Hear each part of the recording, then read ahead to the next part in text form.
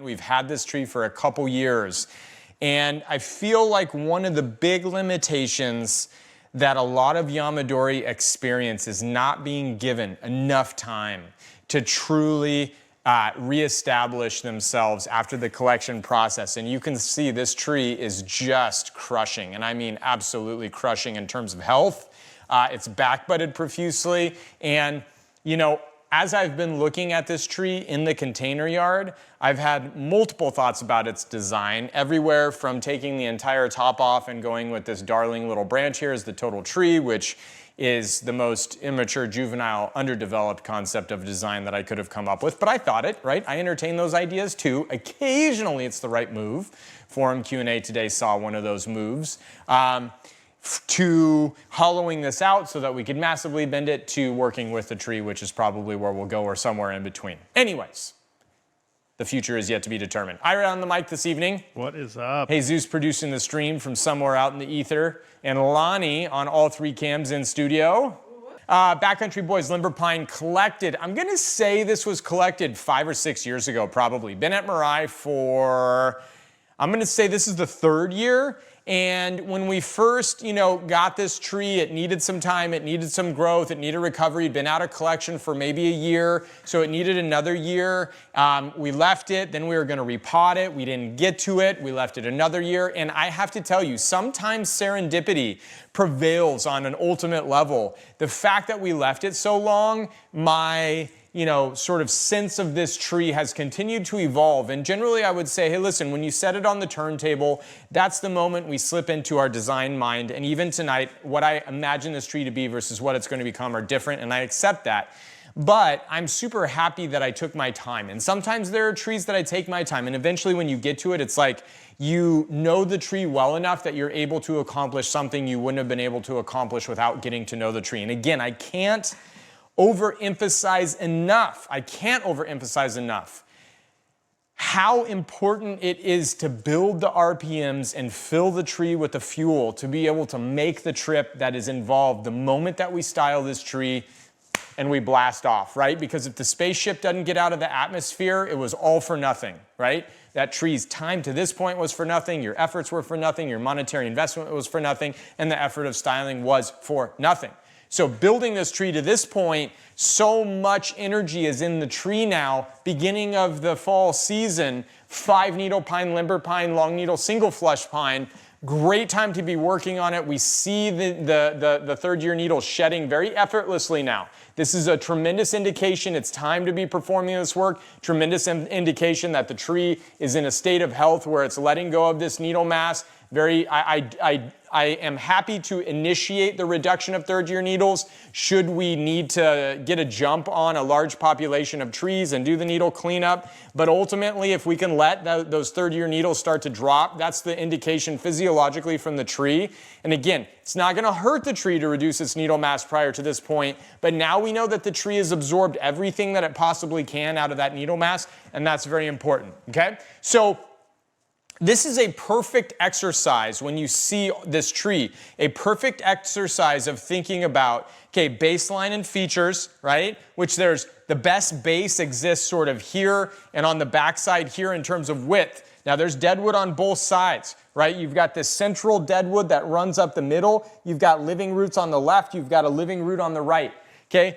A lot of us would look at this and say, oh my gosh, that's amazing. I look at that and I say there couldn't be anything less attractive. Because we've got this piece of deadwood in the middle, we've got a symmetrical distribution of living tissue on both sides. That kind of symmetry is a definite destroyer of asymmetrical design and of the aesthetic of ancient, right? When we talk about a juniper, we talk about asymmetrically offsetting the deadwood to one side, having the live vein on the other, so that we don't get this perfectly centered and framed up piece. Now, thank goodness, as we move up the trunk line here, fantastic movement, you see this. 1 change of direction, 2 changes of direction, 3 changes of direction, 4 changes of direction, 5 changes. I mean, this thing has all kinds of craziness in terms of the movement of the tree. When we come to this other side, I get deadwood in a differing capacity. Okay, now I get this sort of abnormal, irregular deadwood that exists here. We see the live vein moving over the top. Now, some of you might say, well, the circular shape could be equally as challenging as that centered shape. I'm okay with this because we're not going to look at this on the 2-dimension by any stretch of the imagination. And when we look at the movement from here, we see absolute fire, straight magic here.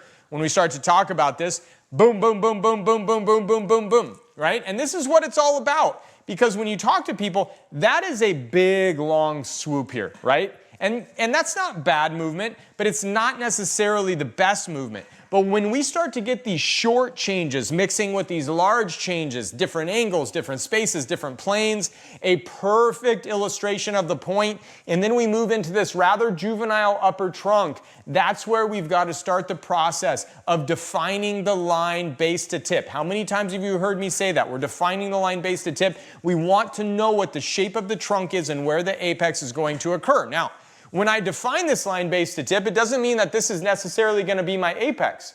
When I define the line base to tip, it doesn't mean I'm necessarily going to elongate this design. Because I look here, and this is where we start to say, some people would define this as literati. This is not literati. This doesn't even remotely come close to quantifying or qualifying as literati. This is an elegant tree. This is a feminine tree. This has a very masculine base. Immediately it's off the table. It's not literati, okay? You don't have the farthest extreme of that fine, delicate line, that almost impossible length of line. That is literati with just the maximization of sparseness. This tree has branching, it has structure, it has the capacity to be really interesting. And I want to start to explore this front from the perspective of the angle that's going to allow us to see this tree at the peak of what it has the capacity to offer, okay? So first and foremost, I'm going to take that base off of that 2-dimensional, and I want to just sort of keep in mind these sort of jogs and jags that we see in the trunk. I'm going to take this base off of that 2-dimensional, and I'm going to start playing with what happens if we start to show, and I'm just giving myself the scaffolding with that cedar, what happens when we start to show some of these pieces, okay? Now, when I start to look at that, I recognize there's something in here, but maybe I've gone so much. Notice how I lose some of that movement right there. It certainly brings the apex up to the point where we start to see some things, okay, but maybe a little bit too much when we start to lose that space, and there we start to regain. Now we start to regain. Now I can't come up so much that this is vertical, this is horizontal. And I feel like this is a really sweet middle ground. As I rotate over towards you, notice that we get that big loop. So you start to see, oh, gotcha. That is really where our bread is buttered in terms of that really exaggerated, jagged movement. I love this. I love this piece. I love the dynamic. Now, we always have to be leaning on, are we giving ourselves the best chance of success here in terms of how the roots are positioned? Obviously, this is in a long box. That does tend to tell me, Dan and Steve being very intelligent collectors, they are not oversizing their boxes. There's a reason that it's in this box, in this position. And I've got to be thinking, okay, if I put it at this angle and I elevate that side, do I believe that I have the capacity to be able to manage whatever's on this side of the box? I'm going to say that through the rubber band theory, if we recognize we can go much more shallow and wide on this piece and almost go into a tray as opposed to a deep pot, I think we do have the capacity to be able to manage that. I'm at least going to function with the notion that we have the capacity to manage that. And I think that this is a really good place to jump off into the design of this tree because we just have such radicalness. Now, when we start to look at the apex from here, okay, I'm already looking at this and I'm saying, all right, the apex is very, very far towards the back. Okay, we're going to be bringing this into the realm, and I'm going to be compressing this just slightly because we do have a little bit of a tweener situation here where we've got that big base and we've got that elegant trunk. And this is where I'm going to jump off and initiate the design. I'm going to get this wood post out of the way here. I'm going to go ahead and I'm just going to place the tape measure right at the front, and let me line that up, right at the front of the tree there. That feels good. Okay, I'm going to get this out of the way. It's stable, so we no longer need it. And I'm going to wire the first big piece of wire to define that line base to tip. Okay, and if I can avoid it, we can wedge cut, Wedge cutting, make sure I'm not cutting through a screw here. Yep.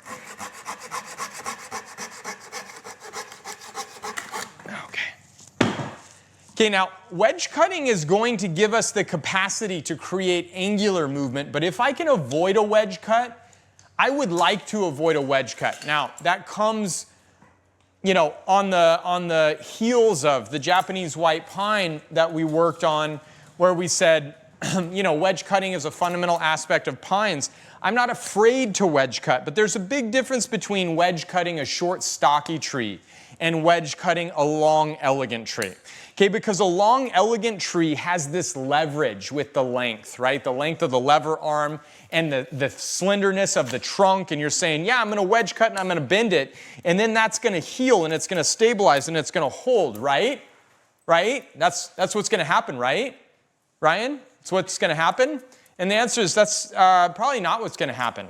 Because when you are bending something that is so long and has such leverage at the end and it's thin, you never accumulate the tissue to hold that physical mass, and that wedge cut does become a liability over the course of time. So as much as it would be great to add a piece of angular movement to this to maximize the jogs that we have and play into that thematic, it's probably not the move that's going to give us the very best result for this particular pine tonight. So we're going to be functioning off of the use of planes front to back. And anytime that we design like this, you've got to be recognizing where the limitations are, understanding where the opportunities in design are, and playing into the strengths and limitations of the tree, all right? Okay, so when I start to look here, I have this rather, I would say, slender, insignificant branch. The piece that I'm going to anchor to is going to be the biggest branch that I possibly have the capacity to impact. And this area up here gives me the ability, should I choose to use it, to guy wire from this point. Let me go ahead and get rid of some of these pieces in here, limber pine being brittle as it is. These are obviously very effortless pieces to get rid of. But I want to be coming up with not just the immediate wiring to get the first piece set, but also that big structural move that's going to allow us to have the capacity to get that guy wire in the position of this more towards the viewer. Let me show you from the side where we're at. Now you see how far back it's leaning. I want that to come here where the front is. I'm going to come back to this point right here, and that allows us to kind of dive in, okay? So I'm going to start the process, and let me go ahead and let me get my guy wire. I believe a 14 is all we're going to need for this because it is long, it is slender, it is flexible.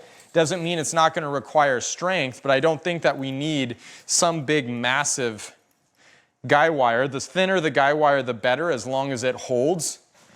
Okay, and then I'm going to go ahead and I'm going to set my guy wire anchor. Now, I'm shocked, I just have to say. Shocked, not disappointed. I'm not disappointed. Okay, disappointment is a very strong word.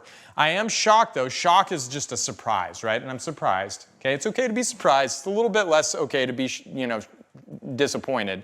Okay, I'm surprised at how the technique of guy wire is still so mispracticed when we do it so often. Okay, and I show you this a lot because I've got this crotch right here. Notice I have this big, beautiful branch. Notice that I've already connected my guy wire to my 4 gauge right here, and it's pulling directly through that crotch, okay?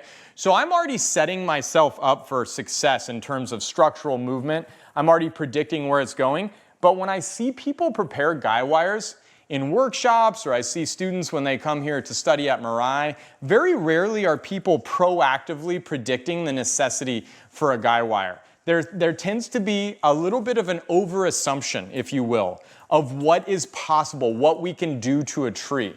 And some people, when we're talking about design, they'll say, well, let's just take that trunk and let's just twist that trunk around and then flip it upside down and tie it in a knot. And then that would be awesome, right? And it's like, yeah, in a million years, if you had all the forces of nature acting on it and this tree survived a, cataclysmic, apocalyptic event, maybe you could get that kind of movement out of it. And, most trees are going to succumb to even attempting that kind of movement if you can physically apply the force to achieve it. It's basically saying it's an unrealistic expectation, right? Design is not about trying to figure out the most ostentatious thing that we can accomplish in terms of the shape of the tree.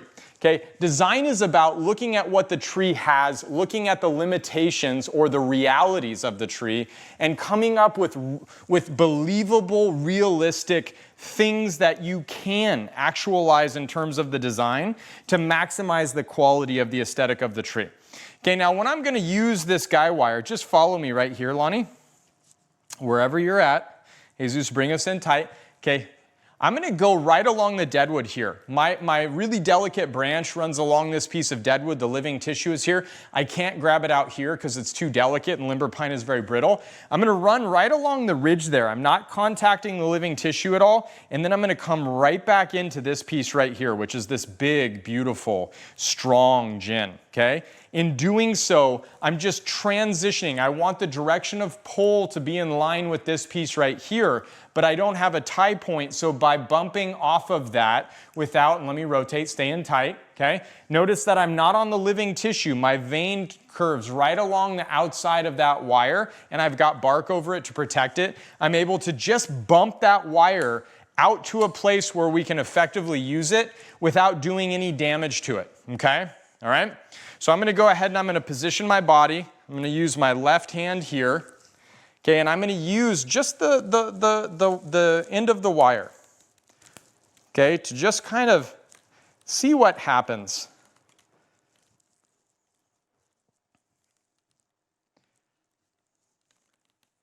Okay, and let's see if we can go again. Now, limber pine being Pinus flexilis, we know that that is a little bit of a deceptive term. And the more that I move this on the structural level, the farther that I have the capacity to alter the design once I get into the actual mobility of the branching itself, okay? So that is a really nice start to the whole process. And look at that turn that gives us, right? That attitude, okay? Anytime that you can take moving in a direction, and you can give it this kind of visual attitude, you add visual energy to the design. Call it a recoil, okay? I don't know that the apex isn't going to go that way. Maybe it does go that way. Maybe the apex comes down here, up and over, and the top of this is actually the elbow of that. Could possibly happen. I have no idea. But I am going to push the envelope just a little bit here. Let me go ahead and check. I've got a little bit of stretch mark, which on a limber pine is nasty. If this thing breaks, then this is going to be my tree, this little branch. But let's just go ahead and see what we have the capacity to facilitate here.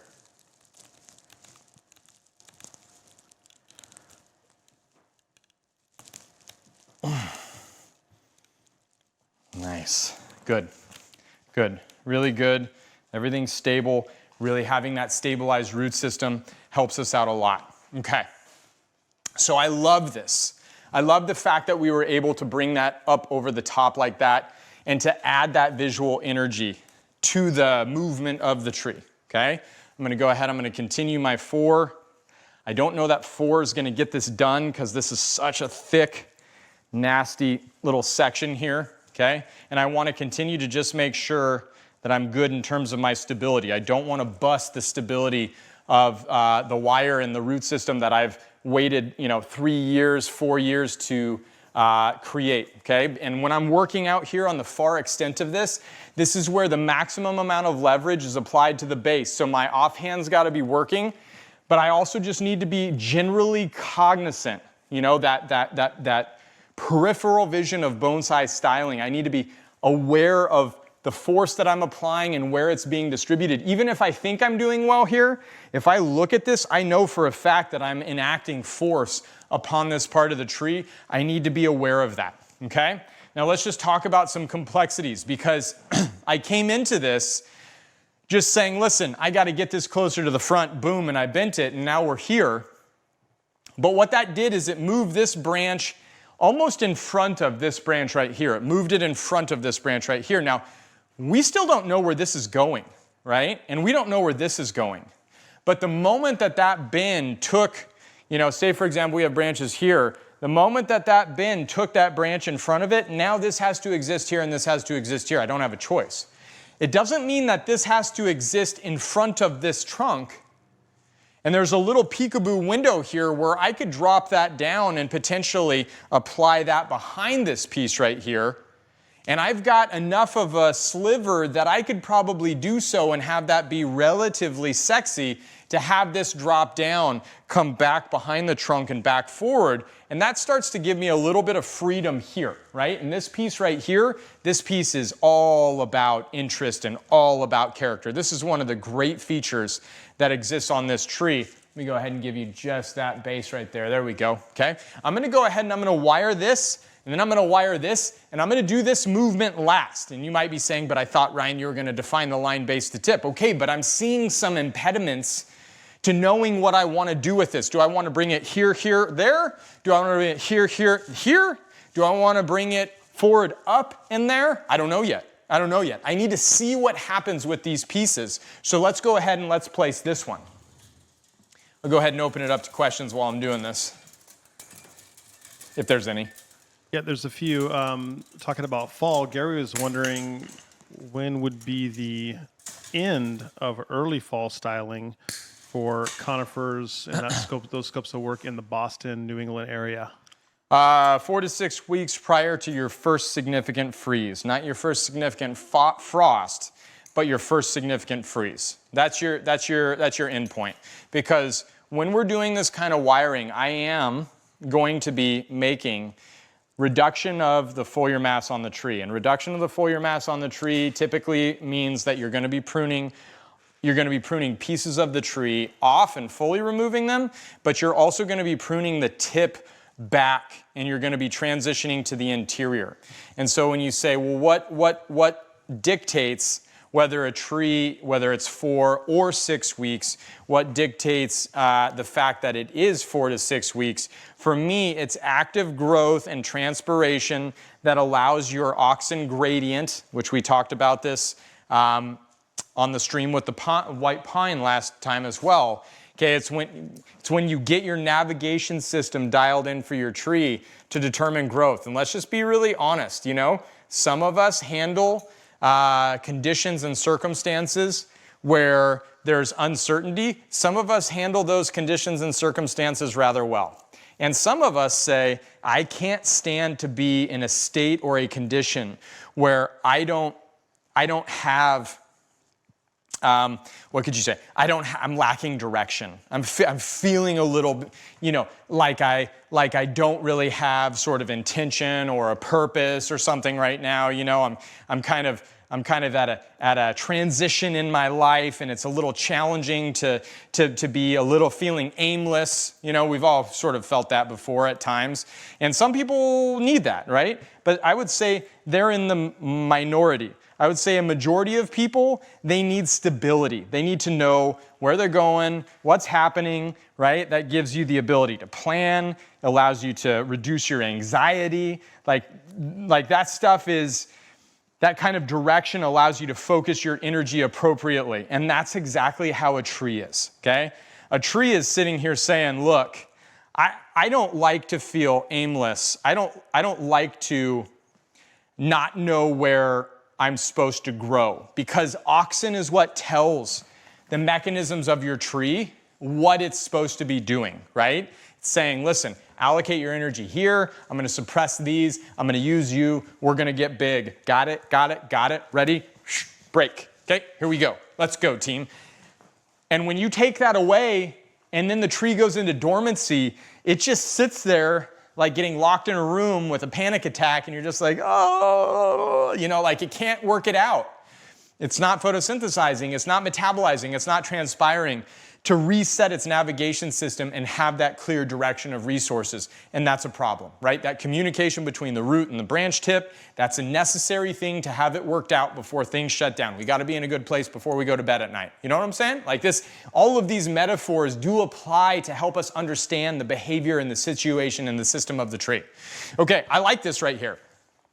That branch is super, super, super interesting.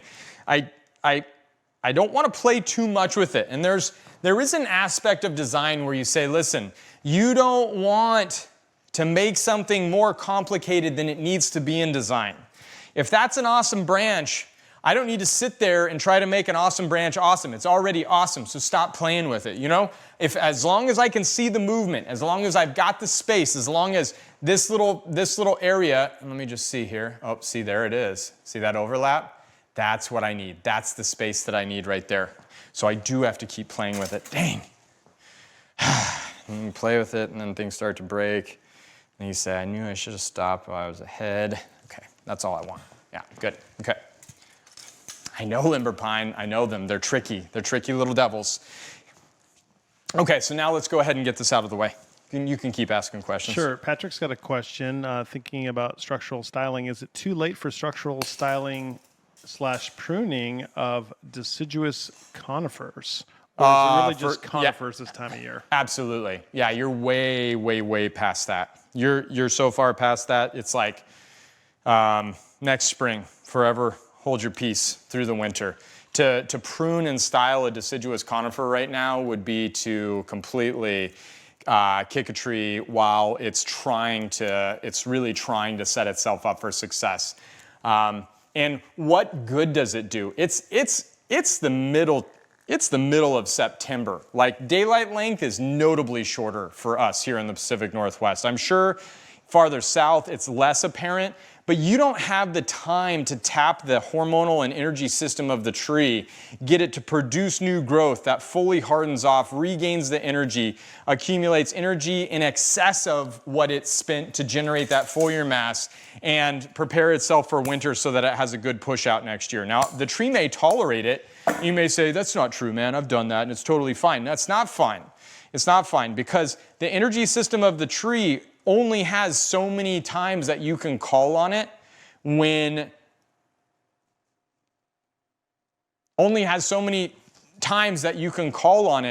to make those kinds of really extreme or sort of off schedule moves, right? And you want to save those for that time that you can't get home because your flight got canceled, or you got in a car accident, or the baseball game or the soccer game went too long, and you're like, oh my gosh, my trees are going to be so dry, I got to get home, and you're flying home, and then you get there and you're like, wow, they're okay. That's amazing. And it's not because the trees liked it, it's not because it was a good thing, it's because your trees had that extra energy to be able to tolerate that circumstance that was less than favorable, okay? But if you tap that by pruning it at the wrong period of time because you're impatient, then when that thing happens,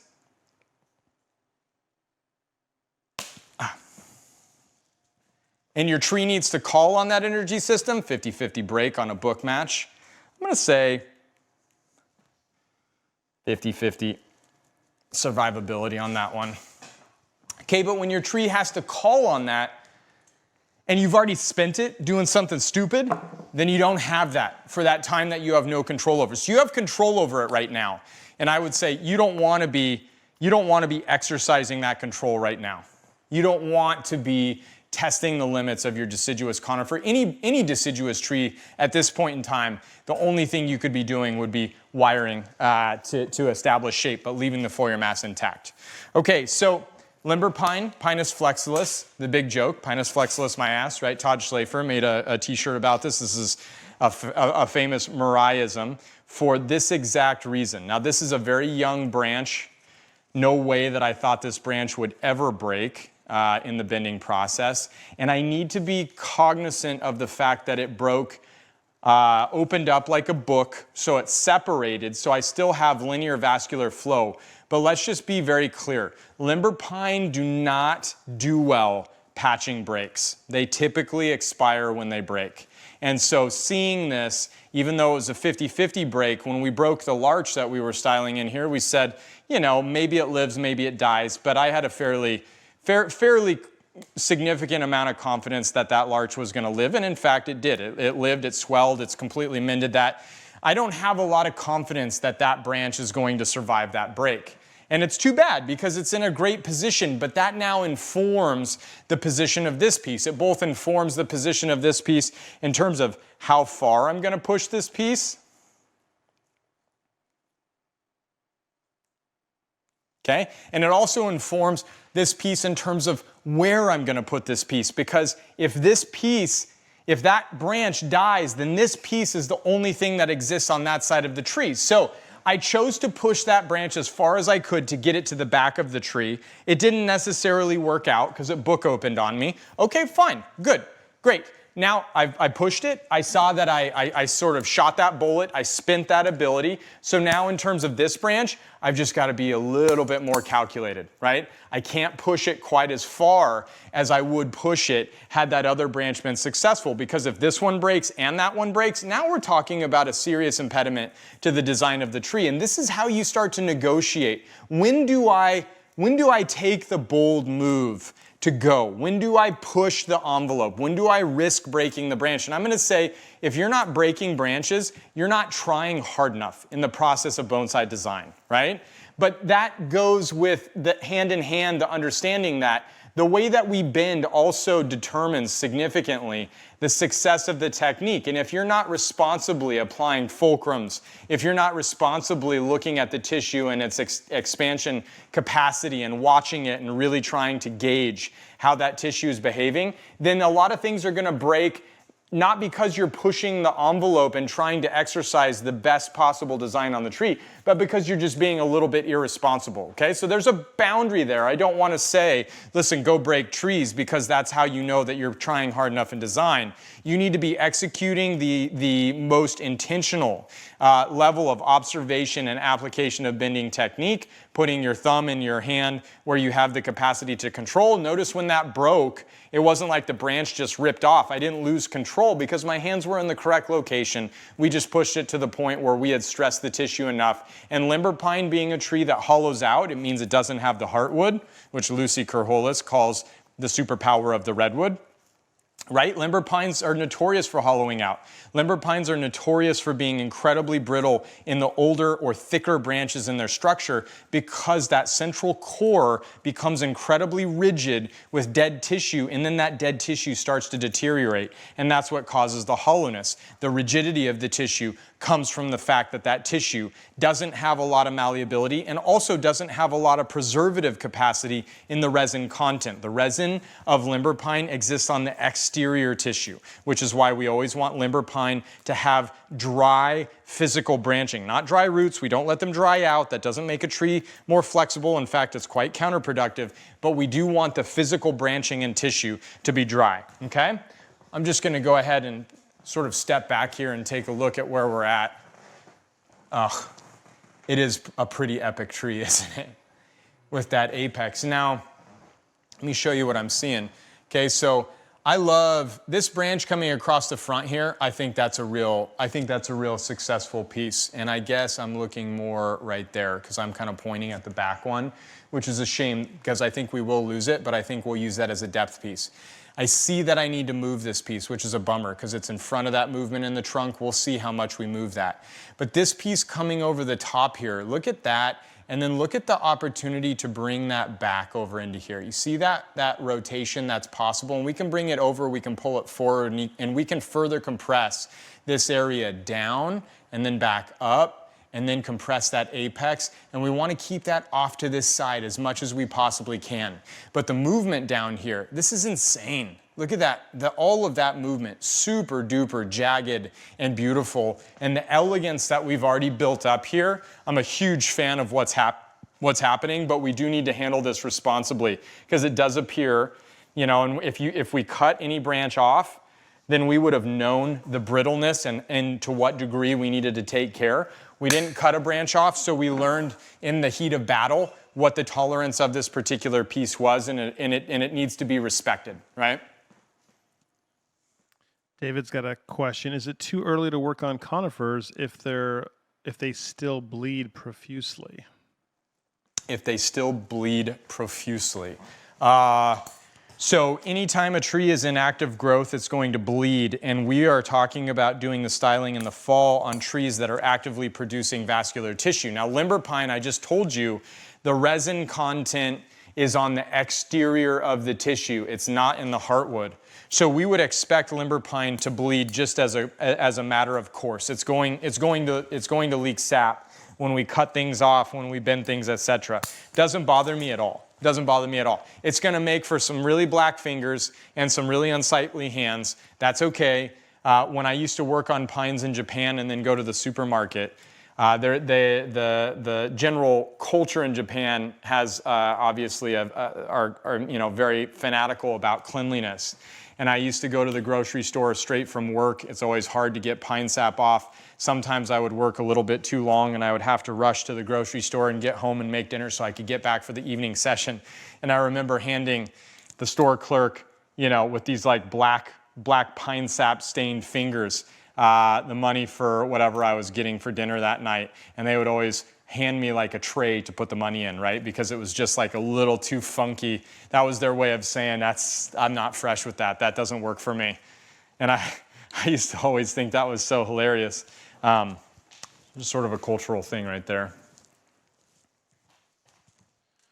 Bob M., are limber pine as brittle as Japanese red pine? They are not as brittle as Japanese red pine, but they would be a close second. And the difference between the brittleness of a limber pine and the brittleness of a Japanese red pine, a limber pine stretches and flexes and then breaks, whereas a red pine doesn't stretch and flex. Red pine has a tremendous vascular core, a tremendous amount of resin. In fact, most of the red pine were cut down to fuel kilns and the wood firing process because the resin content in the pines allowed the kilns to burn extra hot. And when you're talking about making the dinnerware that feeds your village and whatnot, those are all very desirable characteristics. So it's two different mechanisms and two different extremes to the behavior, but it is certainly not as nasty as a red pine. No.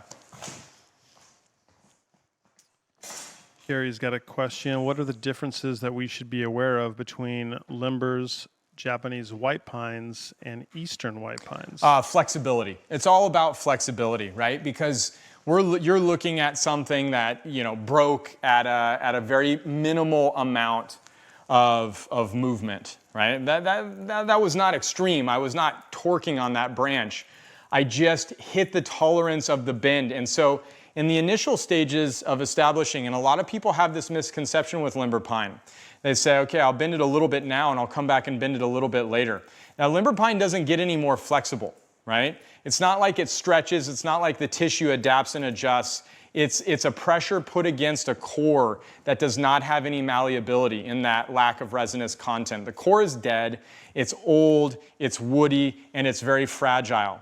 So what limber pine have to do to be further bent is they have to be allowed to grow for a few years after major styling. In fact, the growth rate being slower as a long needle single flush pine, I tend to leave limber pine longer between workings than any other species to let them continue to add vascular tissue, to let them add that growth, because that's the only way that they produce any sort of elasticity once you've maxed out their bendability. You have to let them add 2, 3, 4 years of new growth over the top of that old memory that then gives you the capacity to sort of contain that fragile nature of the wood and have the capacity or have that ability to bend yet again. And I've had limber pine that I've bent, I've walked away from, and they've broken after the fact, after I've walked away from the bend. They're being held by Guywire, and then all of a sudden, the pine breaks. And you're like, well, that is really an unfortunate circumstance. Now, it doesn't always die. I'm not saying they always die, but I'm saying they do have a fairly low threshold for breakage. And I feel like I probably pushed that branch with that break to the point where I shouldn't plan on it being a part of the design. It would be fantastic if it was a part of the design. I shouldn't plan on it being a part of the design, okay? And all I'm doing here is I'm just cleaning up the needles so that I can get my wire cleanly through these areas of the tree, because I do have to come back and set this. Now that I've got one branch that broke, I've had to be conservative with the next one because I don't want to expire both branches on that side of the tree. I've got to be a little bit careful in this setting of the apical region, knowing that we're dealing with, yeah, cool. And then let's see where we want this to go. So I see all of that moving. What if we can't? There it is. There it is right there. And I'm going to come from outside and I'm going to come under and along my wire there with just, let me go ahead and set this up here with a little bit of guy wire.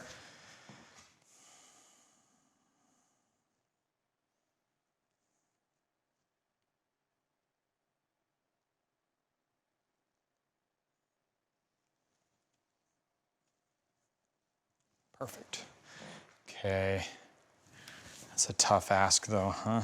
Maybe I can go here, but I need to pull here. Maybe I just go right over the top there. Maybe that feels good, huh? That's what I'll do. I'll come right over the top of that piece of wire. So I'm gonna pull from right there. Let's see my branching. I've got this significant piece here. I bet that piece wants to go, but that's gonna come on that other side. I'm good to go ahead and handle that, and I'm gonna put that piece in there. So let me walk you through what I'm doing here, okay? I have my ideal location. I have my ideal location for the guy wire here. I have a branch right here.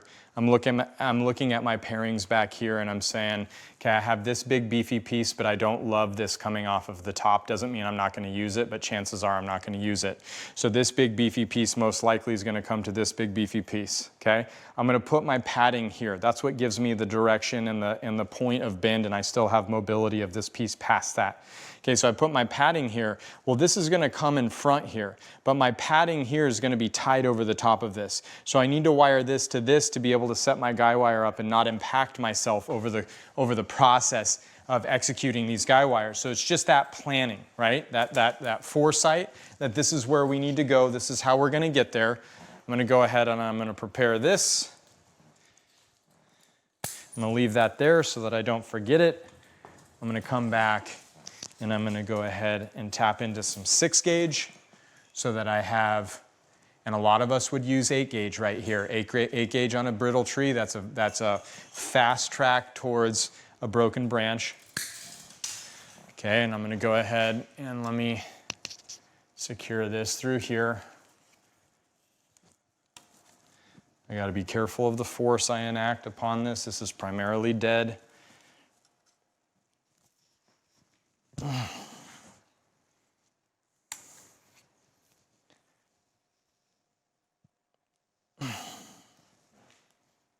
Okay, thumb in the shoulder here, really solid, because I'm tight in that shoulder right there. I know I'm dealing with a brittle tree, so I've got to have that contact point. The shoulder is going to be more flexible than anything else. I would rather a shoulder tear than put the force on an unbendable portion of the branch.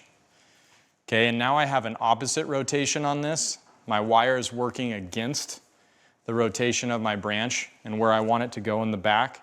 So I'm just using an opposite turn than my turn of the wire. Okay, so I get my wire into a position, hold, and then I'm gonna go ahead and I'm gonna turn, okay? Get my wire into a position, let me work it into a position so that my wire's good. Okay, I'm gonna hold, and I'm actually physically rotating the branch and then holding that rotation so that I reorient the branch against the roll of the wire. Tough thing to do. But because we see the shoulders and we see the work playing out here, if I'm not predicting that, then I have to undo the roll of my wire, and it's really unpleasant. Wire comes apart, doesn't function, you can't get the bend that you want. It gets worse and worse the more that you touch it. And I'm gonna put some good movement into that, and I'm gonna go ahead and hold off. Okay, now we can do the rubber padding. I feel like I cut a piece, but maybe I shorted myself. Okay, different style of guy wire here. All right, now I don't have that crotch to pull from. Watch closely. Okay, my pull point is going to be right here, so I'm just going to get a measure. Now watch closely what I do, okay? You see how that's going to sit on that wire? Don't ever accept that. Hold that top portion, okay? Now when you hold that top portion, I'm going to cut that top portion at an angle. I'm going to cut that at an angle, and I'm going to square off that tip. Okay, nice angle, right? Now watch. Angle against that. See that right there? See how that doesn't overlap my wire? Clean. Craft. How long did that take? All of 3 to 5 seconds. I have to look at this on a limber pine. This wire is going to be on for 3 to 4 years before this tree is rewired. I'm going to look at this for 3 to 4 years. I rush through it and I have to sit there and look at rubber loaded up on my structural wire. Terrible. It's terrible aesthetic.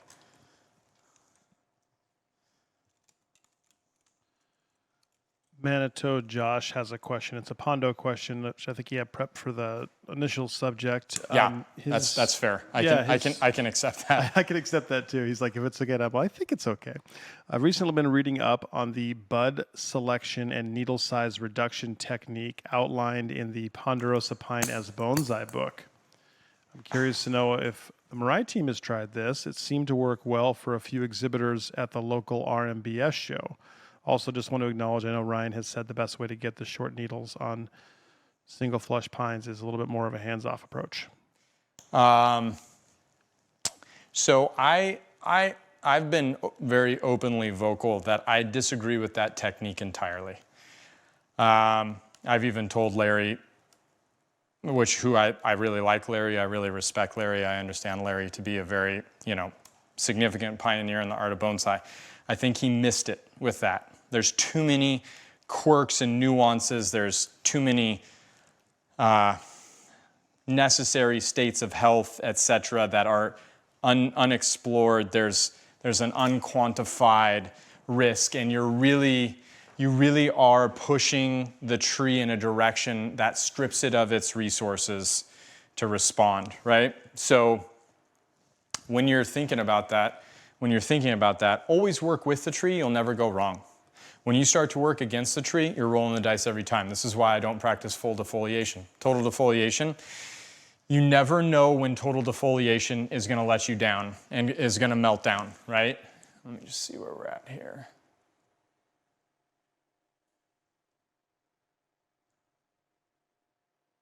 Yeah, I'm getting there, okay. I need to come a little bit more forward. And so I would much rather approach the entire situation from a position of empowering a pine through the accumulation of its needle mass to have the strength to get done what you're trying to force it to get done by stripping it of its needle mass.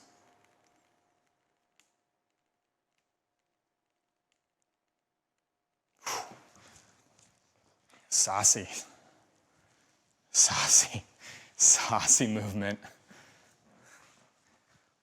Okay, and I'm going to use the full length of this fulcrum. Okay, I've got this piece here that I don't assume is going to be a part of it, but I can't totally predict right now. Okay, I've got 2 crotches over here that couldn't be more ill-placed for this move. So everything is basically set up perfectly for us. Oof, okay, just tightening it up. And we said we were gonna use planes. Let's see where we're at here. I just wanna make sure there's nothing that I'm missing. Okay, the tighter that I get this, the better.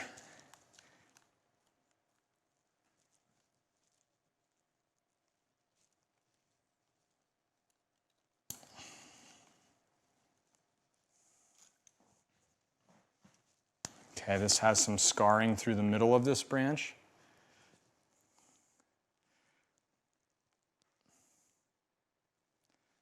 Set that right there. Give myself that. Give myself that. And now we're going to give ourselves just a little bit more here. Let's go ahead and let's pull this all the way over. I'm going to change my direction of pull. I could pull down to here. Can't pull there. But I can pull right there. Okay. I'm going to come around this. I'm going to be right on my wire here. Love this. Beautiful. Beautiful technique right there. Okay, let's see if we can close this down because it loosened in that whole process.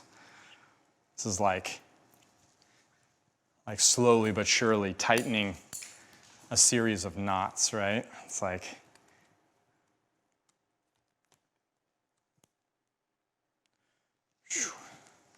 and I'll come back to that Ponderosa question in just a second.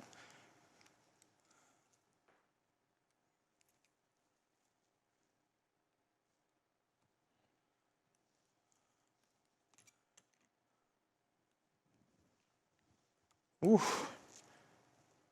Come on now.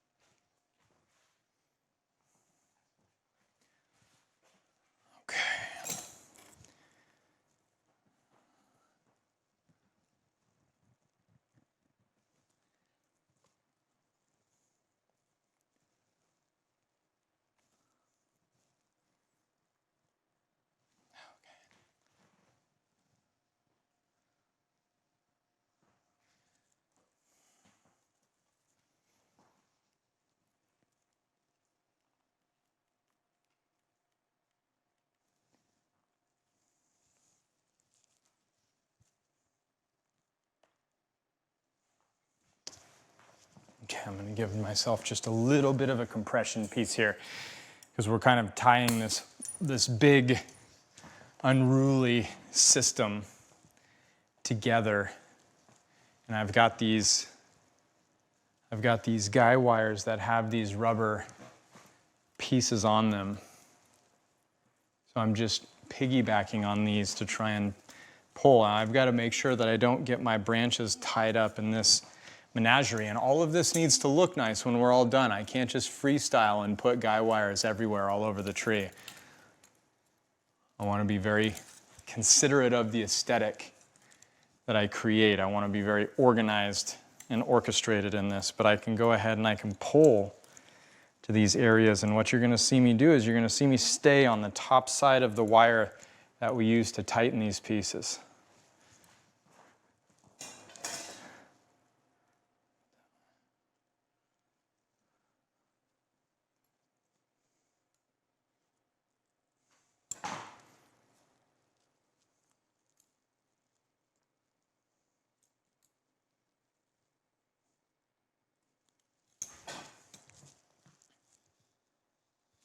Like that. Like that a lot. Okay.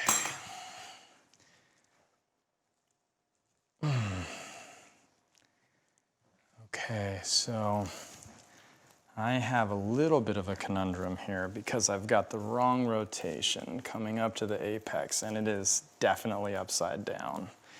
I'm dealing with a very brittle species of pine that I can't just take and rotate into the desired position.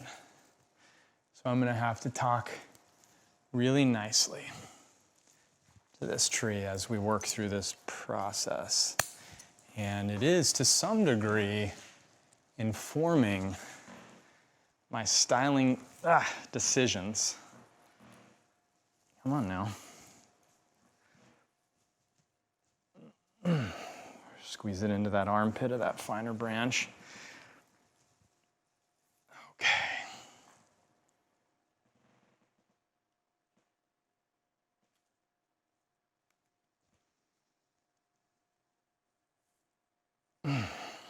Watch how I navigate that. Okay, this was completely upside down. Now we're here. Now I'm going to come back to here.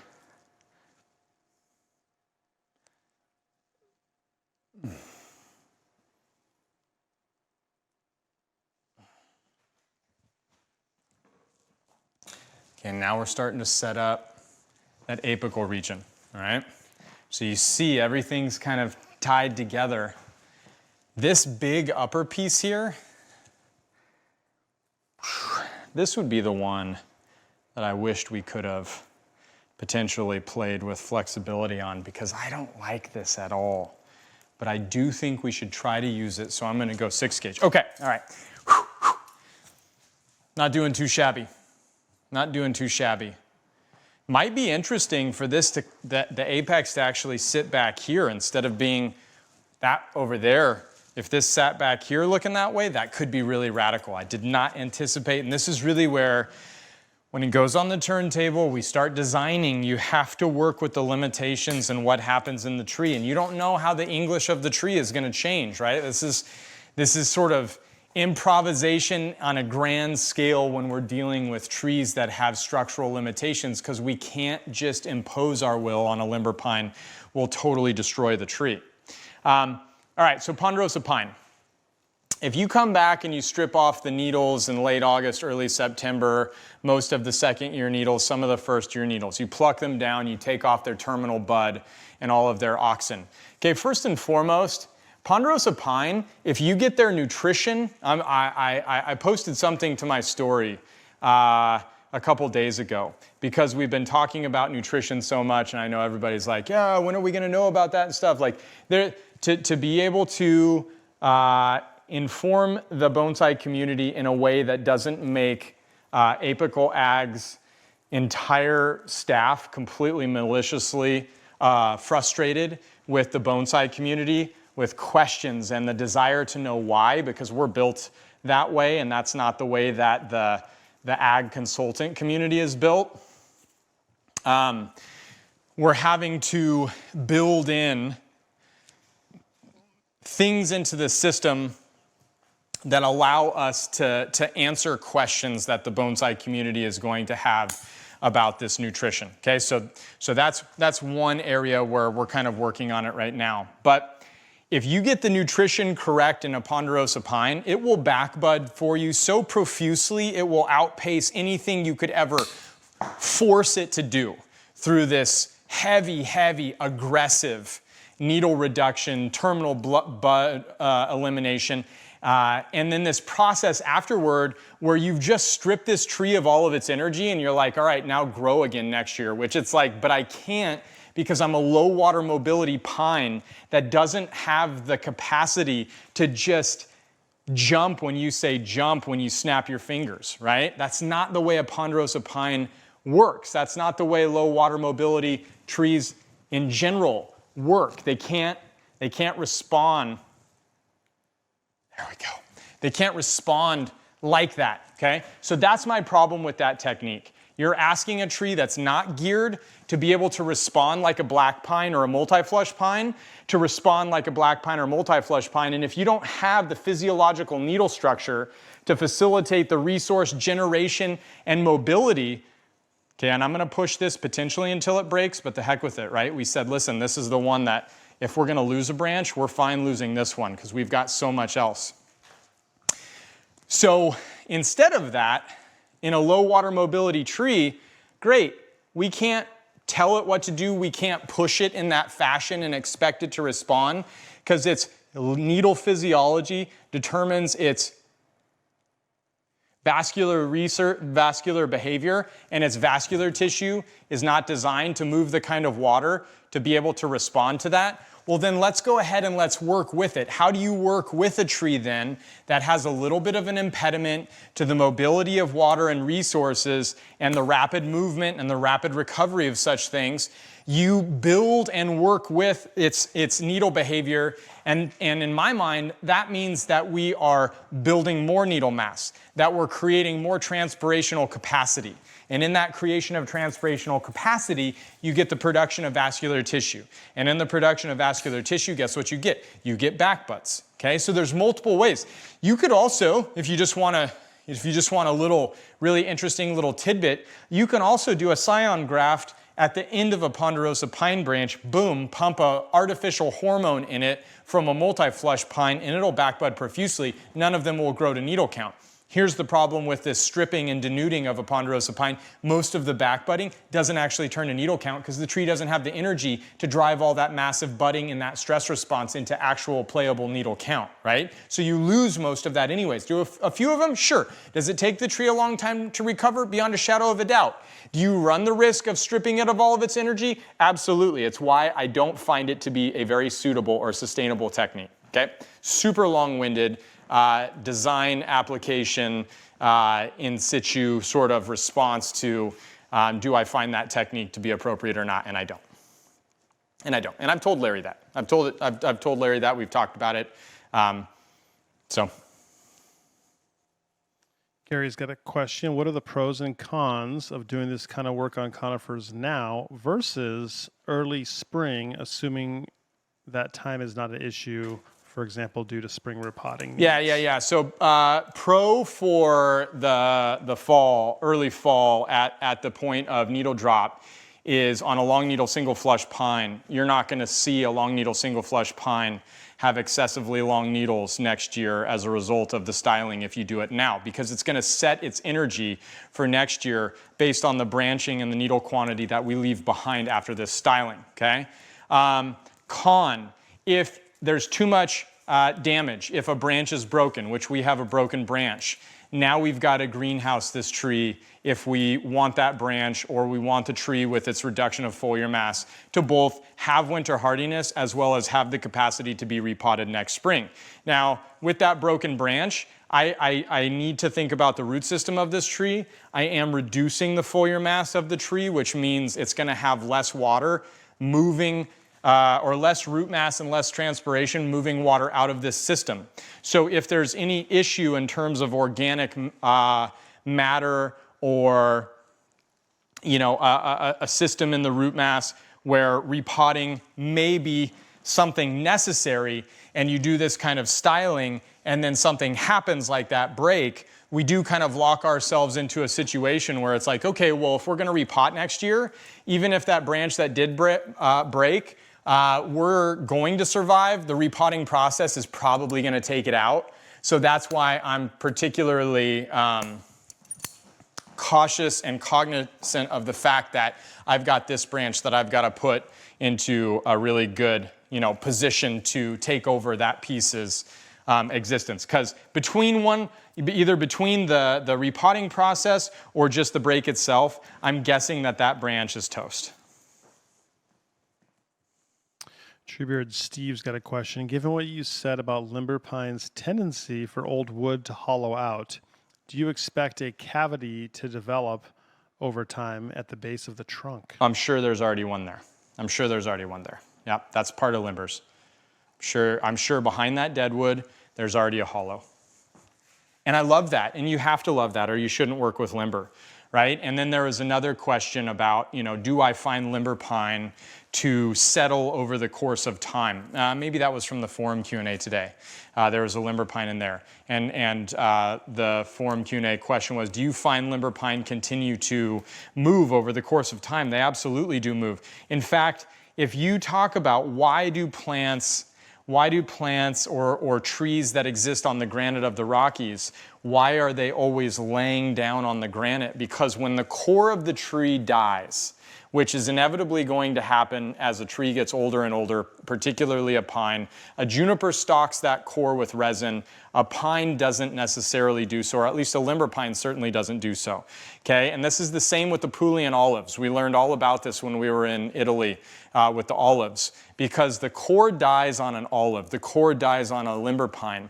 And with that void, the structure of the tree collapses. The structure of the tree, the cylinder, it collapses on that vacancy inside of it, and it causes the tissue to roll.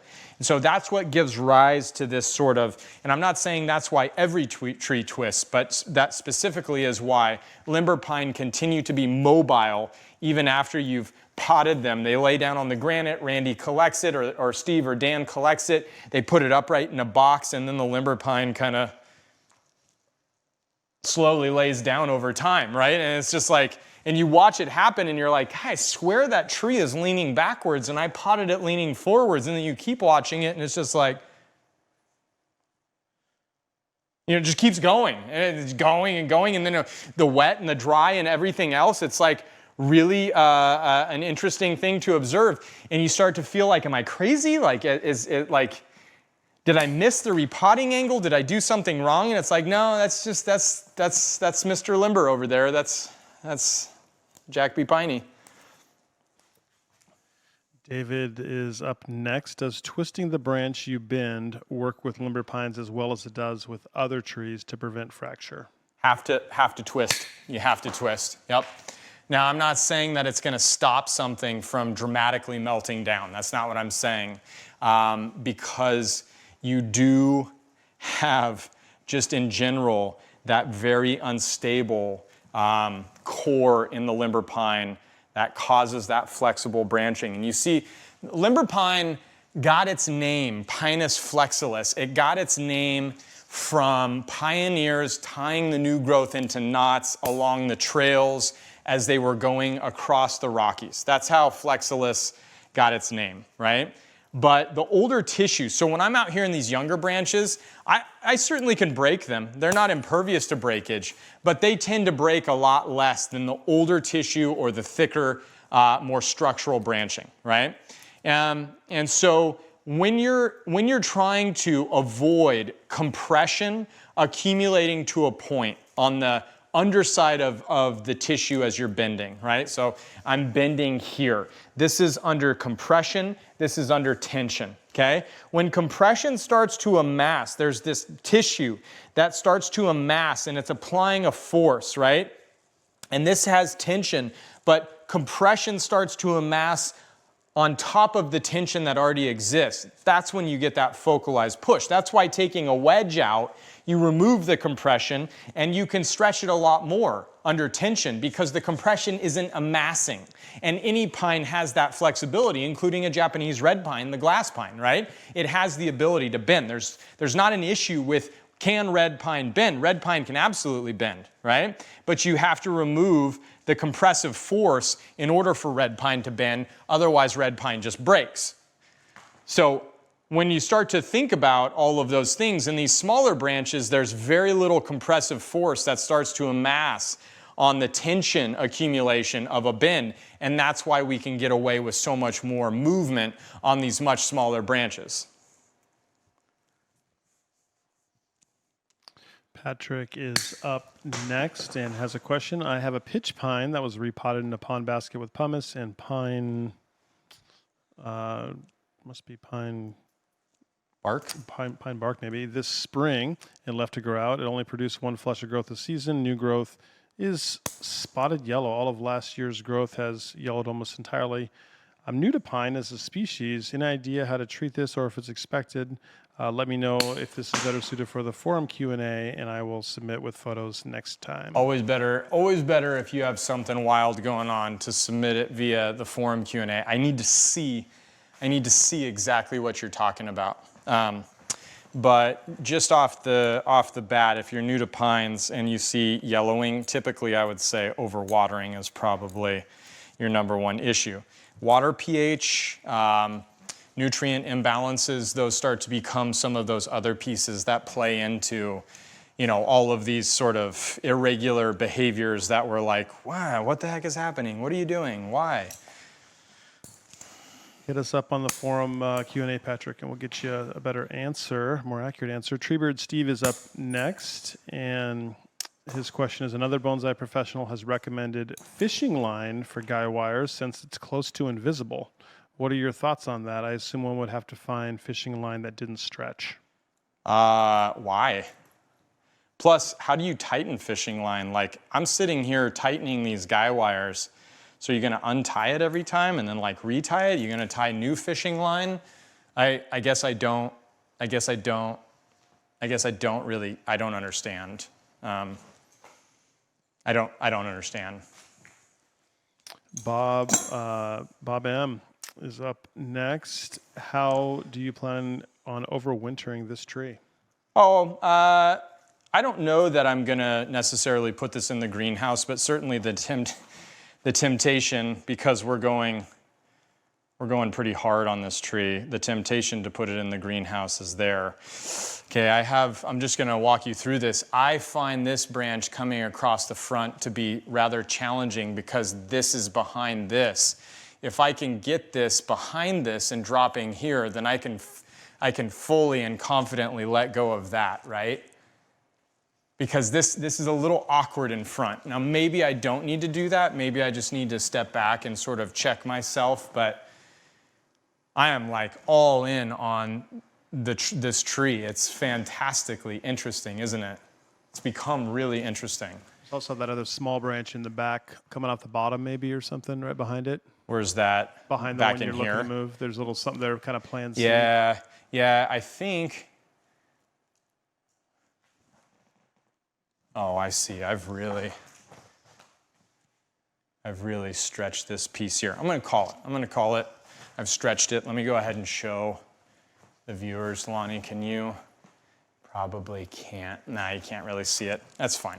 I got a little bit of this pole going. I'm going to go ahead and I'm going to call it. There's no reason to push that. That branch is way too important, especially with the breakage here.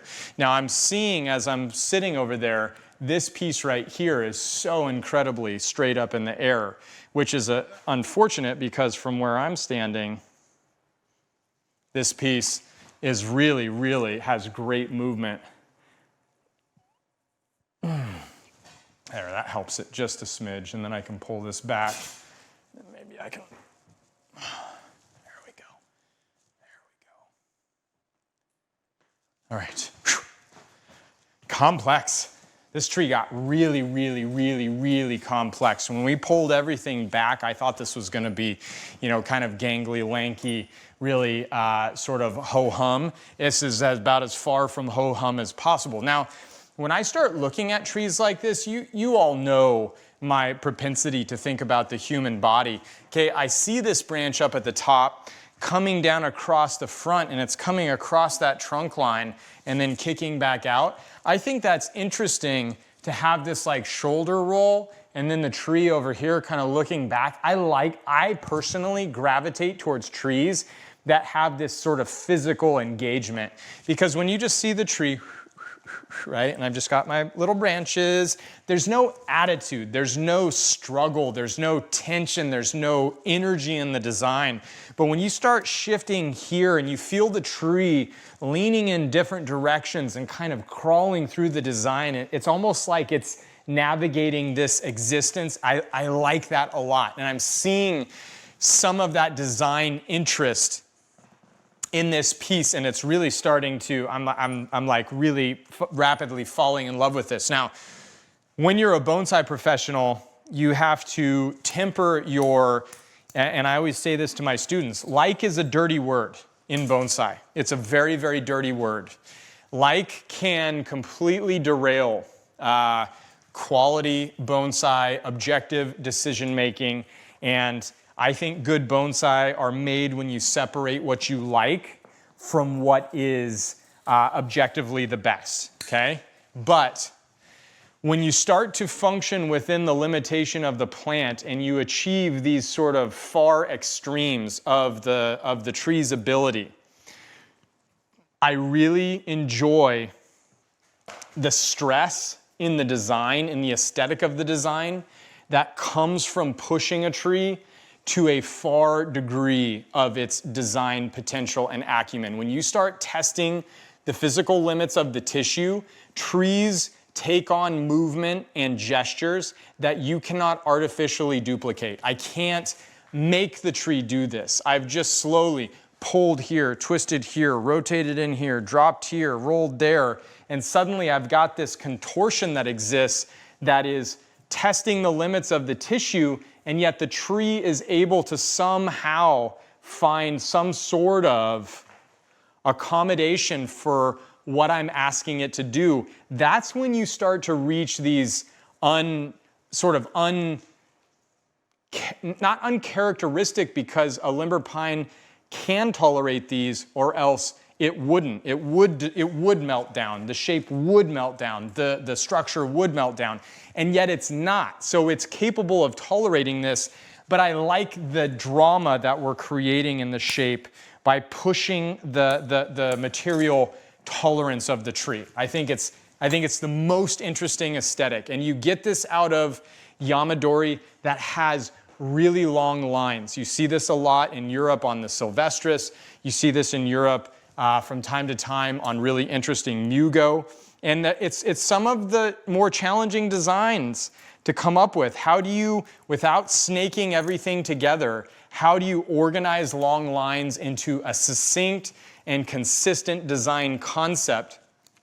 For me, that execution comes with just pushing everything as far as it can go and a little farther. Just a little farther. And people say, well, that doesn't seem very nice, or that doesn't seem very sustainable, or that seems very dangerous. And it's like, okay, but our goal isn't to make something that looks comfortable here. At least, you have to know that my goal is not to make a design that looks comfortable here. I'm not trying to make this tree look like it's like, dude, things have been awesome.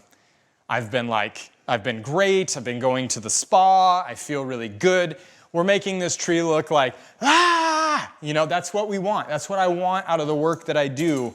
I don't want you to be comfortable looking at it. I want you to be slightly uncomfortable looking at it. Now, you might say, that's fine, Ryan, but, I don't need that. I don't need that kind of intensity. I don't want to be surrounded by it. I don't want that to be the work that adorns my garden. Bonsai is a relaxing thing. Okay, good. It doesn't mean that these kinds of designs are not for you. It doesn't mean that they're not interesting, right? It just means that if you understand this, then you understand how to execute the kind of design that gives you that sensation and that design sense that much better, that much better.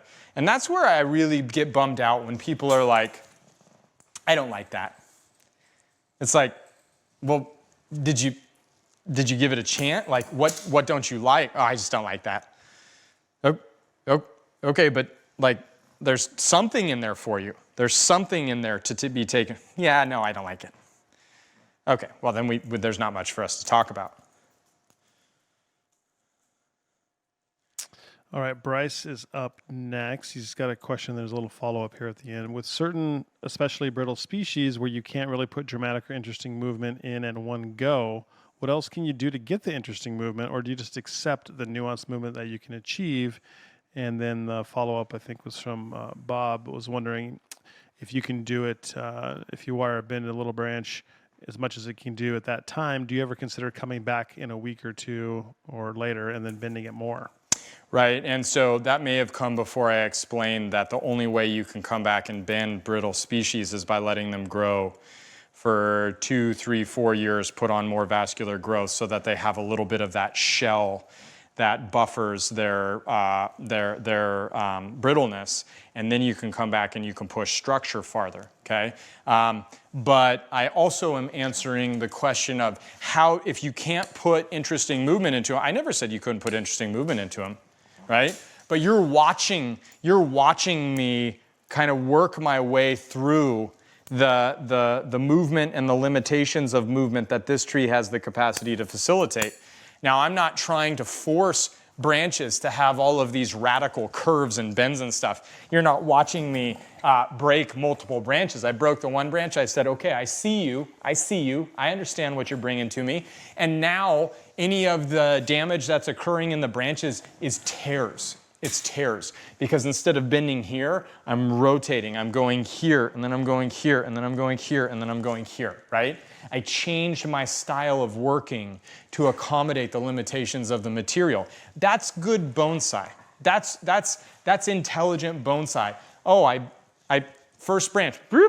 That was the first branch we tried to bend, and it broke. And it was like, okay, I'm not a one-trick pony, right? You have to have a deep set of tools in order to be able to handle a wide variety of bonsai material.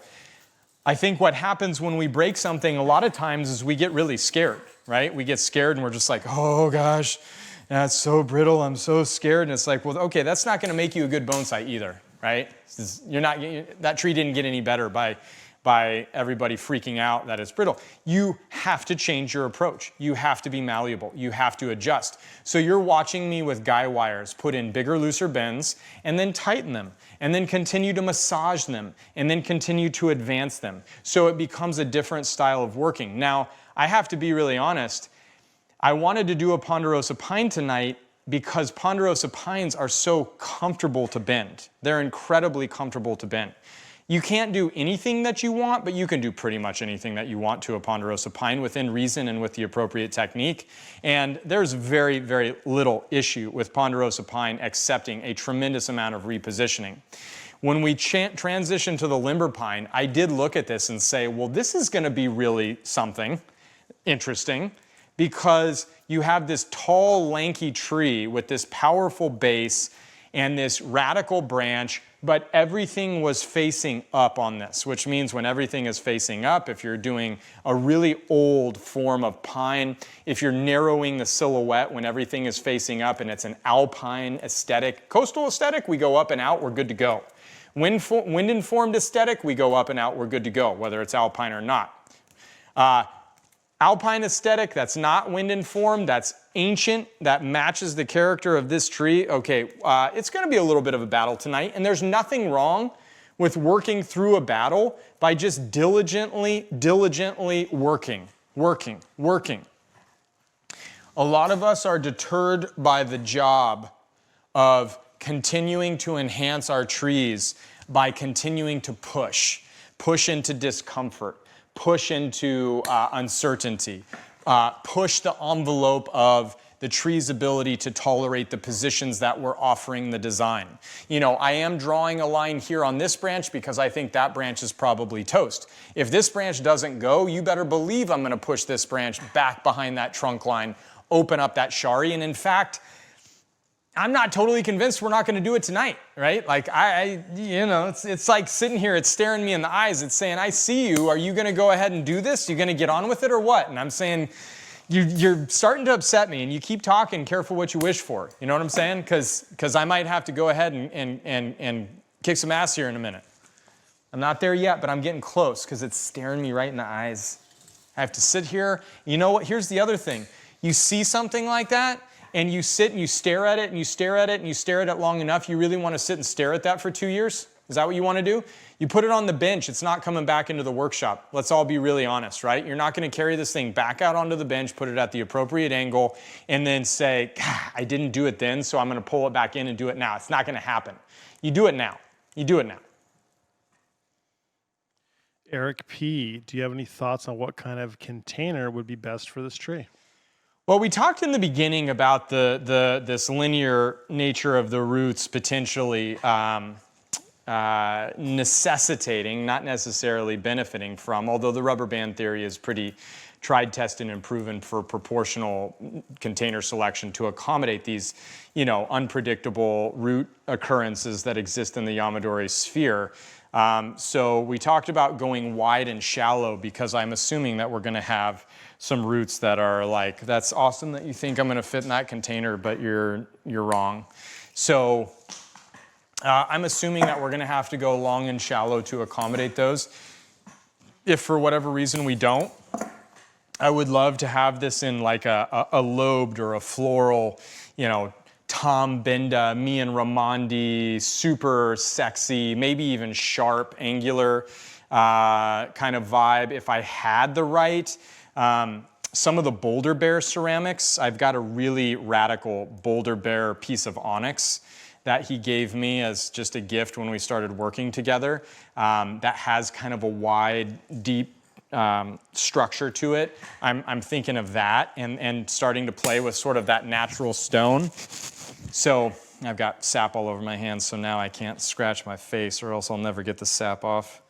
So anyways, if you hear my mic popping, it's because I just have to give things a little bit of an itch. Okay, I've got to move this piece, which makes me super upset. And I've got a nice little piece there that I can pull that to. So let me go ahead and do that.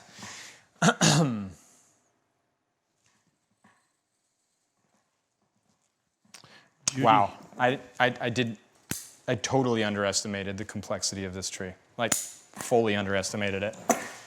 Not that I thought it was going to be easy, but I did not know we were going to go this deep. And this is, case in point, why do you always do work at the most optimal time of the year? You know, people say, can I repot in the summer, and can I do this, and can I do that? And it's like, I mean, I guess you can, but what happens if that repot in the summer, the entire root ball falls apart, and now you're bare rooting a tree, and there's not a snowball's chance in hell that that thing is going to survive? How are you going to feel about that? You know, because that's a real possibility. Every time you take the soil off of a root system of a tree, there's a real possibility that you don't know what's going to happen, and it might not work out that well for you. It might not work out that well at all.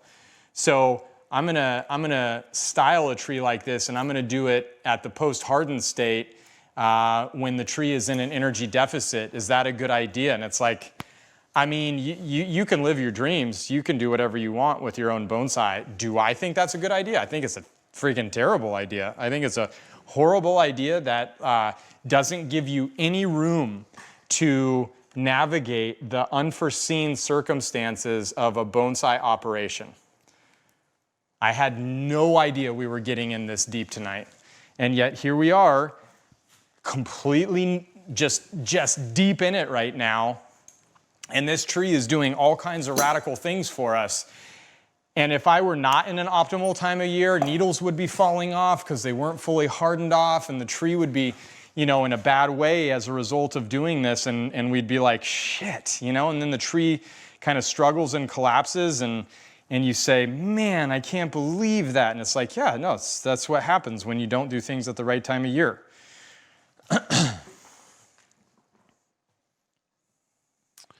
Judy has a question and is asking, if you want to take a wedge out of a Ponderosa, what time of year would be the best? Is right that now. Fall or spring? Right now.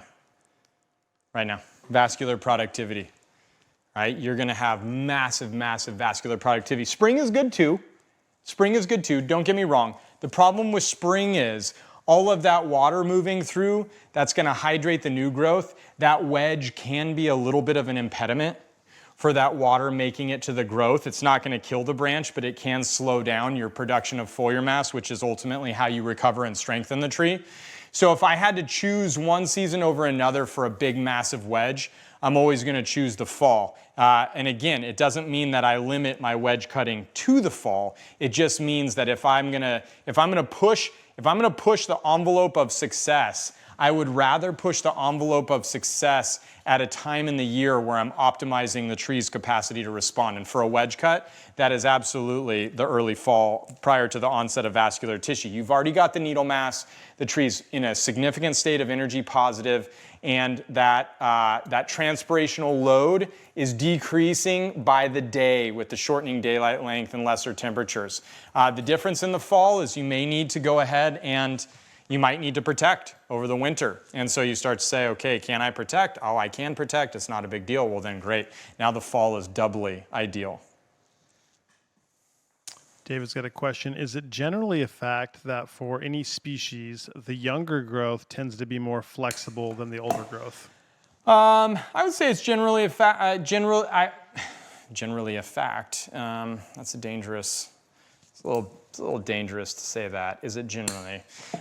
Would you say younger growth typically tends to be more flexible than older growth? Yes, I would feel comfortable saying that.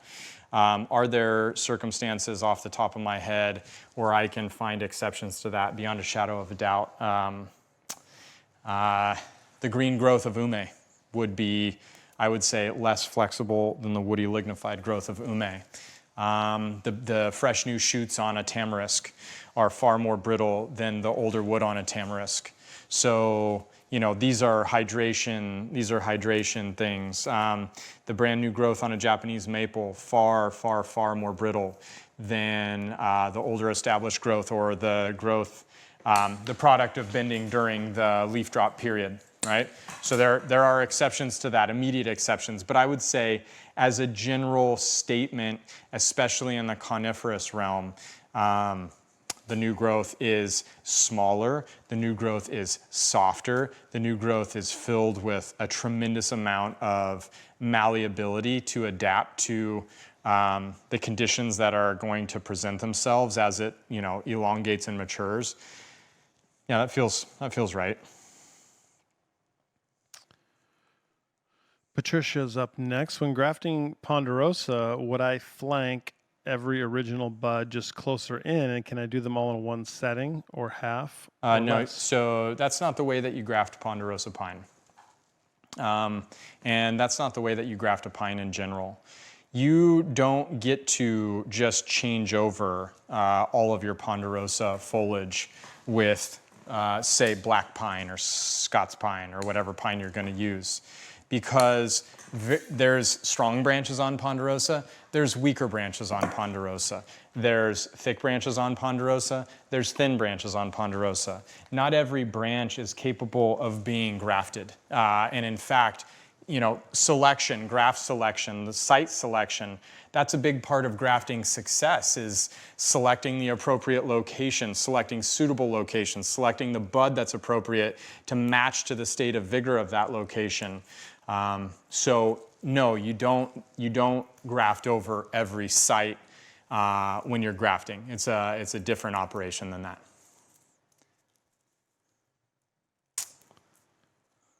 But so, and just going back to this, and next week we're doing the grafted Ponderosa stream, where we're going to be, it's debatable whether we do it with a black pine or a Scots pine. Both I have world class, and I do mean absolutely world class, Ponderosa pine grafted over with black pine and Scots pine. They're radically different trees. They're about the same size. Their movement is crazy. The branching system is awesome. Everything about them is fantastic, but you'll see how we built them, because when you graft over Ponderosa pine, you really need to be grafting the Ponderosa pine as close to the shoulder of the branch, as close to the beginning of the branch as you possibly can. When you graft all the way out at the tip, you significantly disempower your ability to manipulate, to shorten, to build, to back bud, because you grafted on Ponderosa tissue out at the tip. You think that Ponderosa pine doesn't continue to produce Ponderosa pine, you're crazy. It absolutely continues to produce Ponderosa pine, but now you've got black pine out at the tip and it's back budding Ponderosa pine. What do you do with that? You just got to cut it off. You want to shorten that black pine. How do you shorten that black pine? Your bud's all the way out at the tip. You cut that whole graft off. That's not a sustainable grafting technique. To restyle the tree, you got to cut off all the stuff that you grafted on? No way. No way. Now, I originally thought that when I came back from Japan, and so I just wanted to touch on this because it might feel like I'm beating you up a little bit, but I'm just driving the point home. I came back from Japan, I had a Jeffrey pine, best tree I had ever collected. Turns out the tree was already dead when I grafted it because it had frozen solid in an unprecedented cold event in the Pacific Northwest. And it just continued to deteriorate after I grafted it, and I wasn't sure if I was the demise of the tree, but so many trees perished at that point that it was very clear it had frozen. But I grafted over every single growth tip with Japanese white pine. And I did it on the Jeffrey because Jeffrey pine has a much, much softer bark. Much softer bark than Ponderosa pine. And when you talk about Japanese white pine as a smooth bark tree, it felt like the white pine matched the Jeffrey character a little bit better. In Japan, they would graft over black pine with different cultivars of black pine on every single growing tip. But Ponderosa doesn't have the capacity to facilitate that. So anyways, I'll put that to bed right there. Okay, and I'm just working this side and I'm kind of working across here. I got this branch, but you know what we're all waiting for, right? We're all waiting. We're all waiting for this. So maybe it's time. Maybe we should really just kind of attack this. See what we can accomplish. Okay, so I'm going to move this up into here and I'm going to see what happens. I'm going to cut my 4 gauge. I'm going to cut my 4 gauge considerably shorter because I can't move that. That gets me to the point. Okay, and I'm gonna just support this area up here because that's where it's kind of embattled.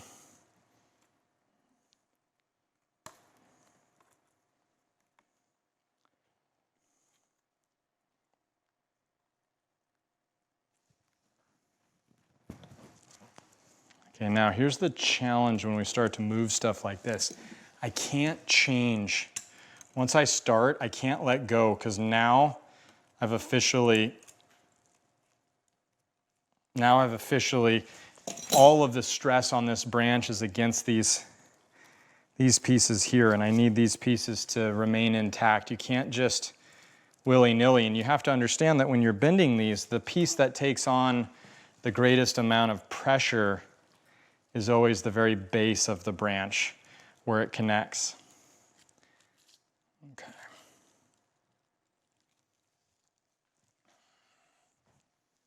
Oh, see, that's going to be so much better, isn't it? Already. What do you think, Ira? I think it helps with the movement of the trunk line right there too. I think it kind of helps change the visual of that big move you made to bring the top down. Yep. Yep. And I don't want to get gluttonous. Yeah, that's freaking sick. Okay. Better, because now you see some of this. I'll prop this piece up with this piece. I'll wire these two pieces together. We're good to go. That was far less dramatic than I thought it was going to be. And we didn't need any more drama. This has been quite the little scenario here that we got ourselves into. Fun, super fun. I love design like this. I love it when it's challenging. I'm going to leave that. I'm going to leave the shoulder of this. I'm going to leave it uncovered so that I can show it to you, because I want you to see the extent of terror and sort of what is possible with limber pine.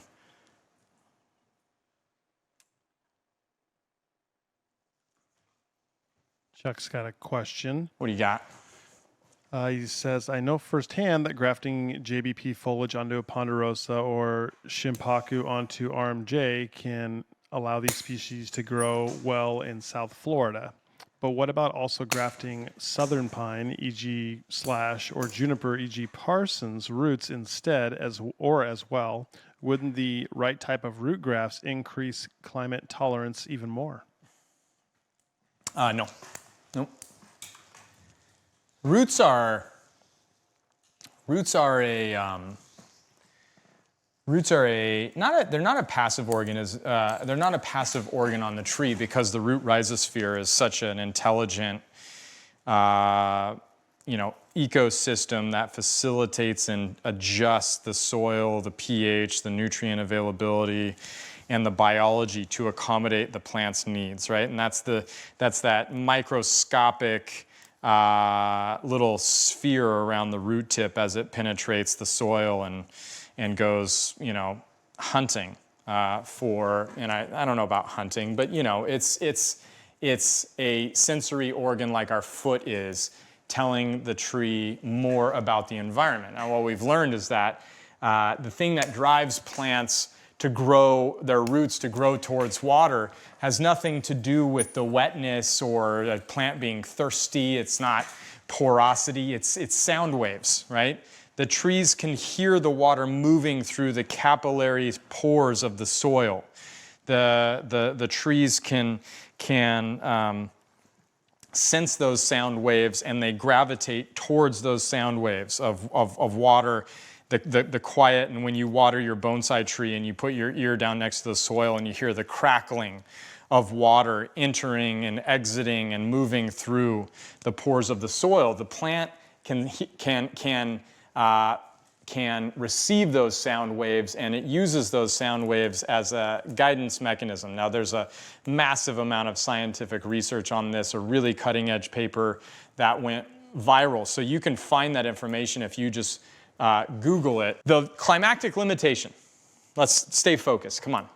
The climactic limitation is given or created by the tree's ability to tolerate, with its leaf physiology, the transpirational rate of temperature and environmental conditions combined with its photosynthetic rate or transparency of the cuticle to rapidly take water mobility and UV sunlight to produce sugars and starches, okay? So when you go to Florida, you have a higher temperature day and night. You're stimulating rapid metabolic activity. That rapid metabolic activity on a Ponderosa pine causes a Ponderosa pine to metabolize and use its stored resources faster than it can regenerate them, because it has low water mobility and it can't move enough water and it can't allow enough sunlight into its photosystem through its thick cuticle to photosynthesize with that quantity of water and that quantity of ultraviolet light that allows for maximum production of sugars and starches. Now you take a Japanese black pine, which has a very thin cuticle, which has a very high water mobility, and has a very transparent capacity to allow more sunlight in to cause more of the capturing of that energy and the transition of that energy into sugar starch productivity through that abundant amount of water based on that thin cuticle transparency and water mobility. And now all of a sudden, a black pine can keep up with the rate of transpiration in Florida, and a Ponderosa pine cannot. So it has nothing to do with the roots. Now the beauty of it is, okay, I put black pine onto a Ponderosa pine, and suddenly it's able to keep up with that transpirational rate or that water mobility. Yeah, because you've changed the cuticle. You have a vascular system that is a fire hose or coarser on a Ponderosa pine. You have roots that were designed to supply water to a much coarser, longer needle, although they may be losing or moving water less. Ultimately, that root system is designed to keep up with that surface area and that leaf mass, and that's why you can get away with putting black pine on Ponderosa, sending it to Florida, and having it be not an issue. Not just in the short term, but we know for a fact that when you graft over Ponderosa pine with black pine and send it to Florida, there's no issues ever, right? We've had trees in Florida for 14 years that are grafted over because I had grafted some trees on a trip back from Japan that ended up going to Florida before I ever got back from Japan, and they're still in those practitioners' hands 14 years later. So that just, hopefully that helps explain everything. Manitou Josh, based on the scope of work performed here, I assume a repot is still possible this spring. Is that right?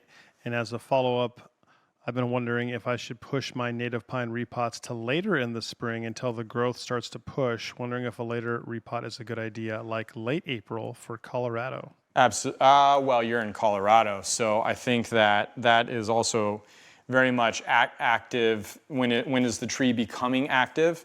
Are you getting bud? Are you talking about bud elongation? Because I certainly wouldn't wait, although you can. It's not advisable to wait, right? I think pines have a root system that starts growing at a colder ambient air temperature than almost any other species that we work with in bonsai. Doing pine repots, as long as you can protect them from freezing earlier, allows for the root growth to take place at those lower temperatures that allows the tree to mend itself. I do support early repots on pines, just for the simple fact that you do allow yourself, especially with a low water mobility pine like a pondo, like a limber, you do allow yourself the capacity to, I think, repair and patch the damage far more easily and far more rapidly, and I think your tree grows better if you do that repot earlier as opposed to later. You're in Colorado though. Colorado is significantly colder than the Pacific Northwest. There may be nuances to the metabolic activity. There may be nuances to the rate at which they shut down and become active that change some of that behavior where you're at. And I think a lot of that is really hard to decipher unless your technique is definitively not the limitation, right?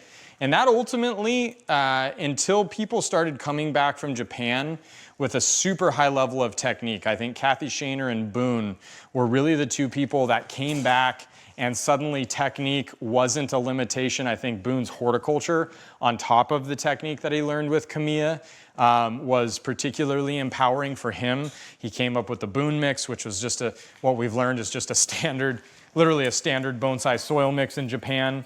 But he was the first one to bring it back and talk about soils in a modernized fashion. He was the first person that I ever saw anybody say, go look at his wire. His wire is impressive, you know? So suddenly these technical things were not a limitation, and now all of a sudden you weren't saying, well, you can't grow this there because somebody tried it, you know, and failed and said, well, it must be the tree's fault because my technique is flawless. It's like, well, yeah, if you look at the way that we used to repot trees, and even the way that a lot of us still do repot trees, I mean, it's totally archaic. Like when I see people repot certain trees, it's like a total massacre. It's like you realize those roots are as valuable as the most delicate diamond, as the most delicate piece of glass. You can't just whack and hack and thrash around in the roots and chop them to death and expect the tree to respond. And yet that still is something that happens, and then people say, oh yeah, the Ponderosa pine don't like to be repotted. And it's like, oh man, that is not a product of the Ponderosa pine, that poor, poor tree. So I think, you know, when you start to think about any of these limitations, a lot of the limitations are limitations that are conventions of a lack of technical expertise. So now when you start to say, okay, in Colorado, if your repotting technique was completely on point, you had winter protection in the form of a greenhouse that allowed a Ponderosa to continue photosynthesizing but didn't expose it to freezing temperatures, would it be better to repot that Ponderosa earlier as opposed to later? My 95% assumption is absolutely. Absolutely, you'd be better off earlier as opposed to later. Treebeard Steve is asking, you've talked about the relative brittleness of several different pine species. What about Scots pine, Pinus sylvestris? Where does that fit in? And specifically, maybe a 4 or 5 year old tree? So not all Scots pine are created equal, right? Scots pine out of the French portion of the Alps be as brittle as the Japanese red pine. I've gotten stuck with Scots pine in very, very precarious situations, very, very prestigious, significant clientele who have invested in a major Scots pine because I'm a visiting artist and they want to see what I can do, and suddenly I bend one branch on this Scots pine, it shatters like a Japanese red pine, and I realize, just like this, I got to change my technique, and now I'm in for a battle, you know? And is this person going to understand that not all Scots pine are created equal, and that certain Scots pine grown under certain conditions, primarily soil and drought conditions, develop an incredible fragility? Thankfully, that particular instance, it ended very well. I broke probably 4 or 5 branches on that tree, but it was a tree that had 300 branches, so it could afford to have those branches broken. And that individual is actually the individual that allowed us to do the Italian project at his house. That was the first time that I worked with him. Imagine if I destroyed that Scots pine, the whole Pulian Olives project wouldn't have ever happened, you know? So it's like, I can't just say Scots pine are flexible and red pine are not, because I just styled a red pine that was absolutely as malleable as a Ponderosa pine. I have 2 Ponderosa pine in the garden that if you look at it, they break. So these are genetic conditions, these are genetic deviations that start to influence and inform. I have some limber pine that are incredibly flexible, and I have a majority of my limber pine, particularly the older limber pine, are not, unfortunately.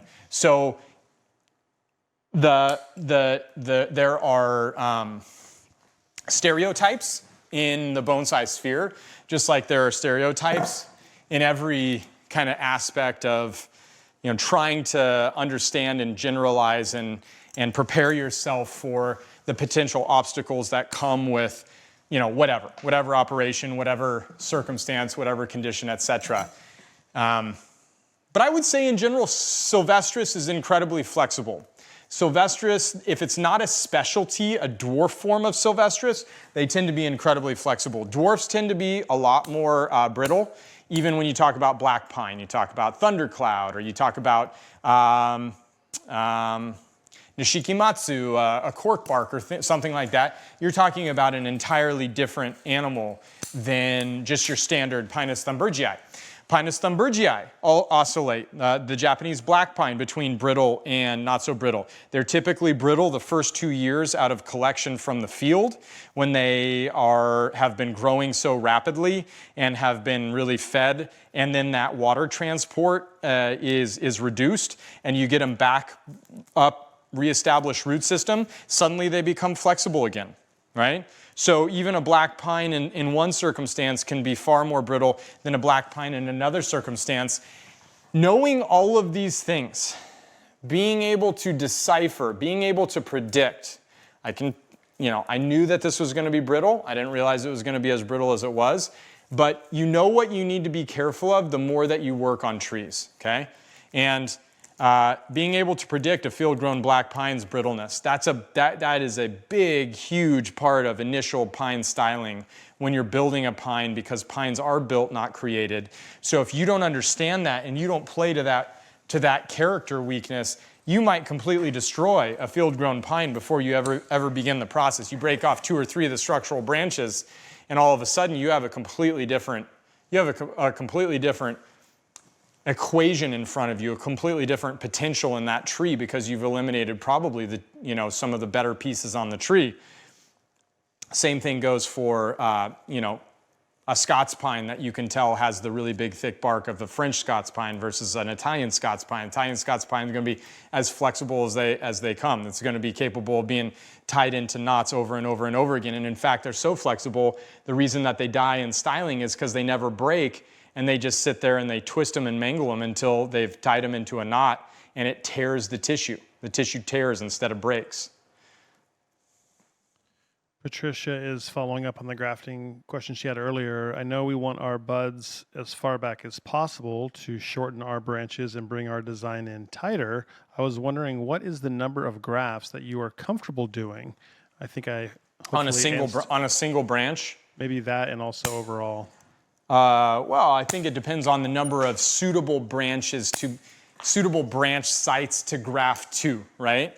How many suitable sites do you have to graft to? That in itself is a massive question, because if the site is not suitable to be grafted to, the tissue is not right, it's not thick enough, it's not vigorous enough, it's too thick. If the scion stock is not, and I know you're sitting here going, dude, I get it. I just want you to answer this question, and I'm sorry, Patricia, it's just not that simple, right? That's what it comes down to. I know everybody wants me to just give a black and white. It doesn't work that way. That's not the way bonsai works. But if I have all things working out perfectly, all things, everything's right in the world, everything's kumbaya, and you're saying, yeah, no, every branch is possible of holding a black pine, or every branch is possible of holding a pine. Okay, cool, graft every branch. Graft every branch on the tree. Totally okay, totally acceptable.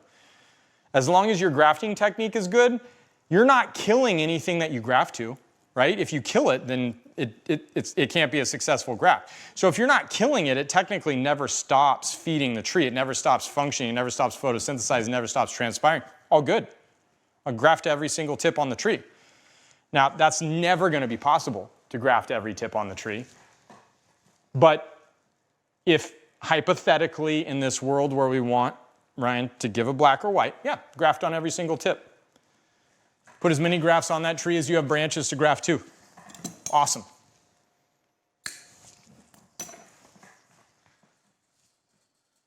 And we're caught up on questions for the moment. Oh my gosh, this thing. Can you believe it? Huh? Can you believe it? What time is it? It is 8:08. We're right on schedule. It's exactly where I thought we would be right now. This is exactly where I want it. Just where I want it.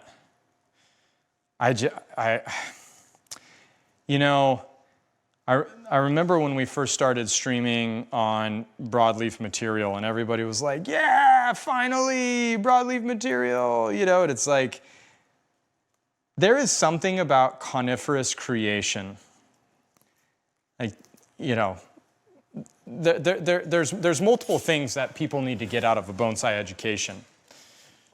You need the technical know-how.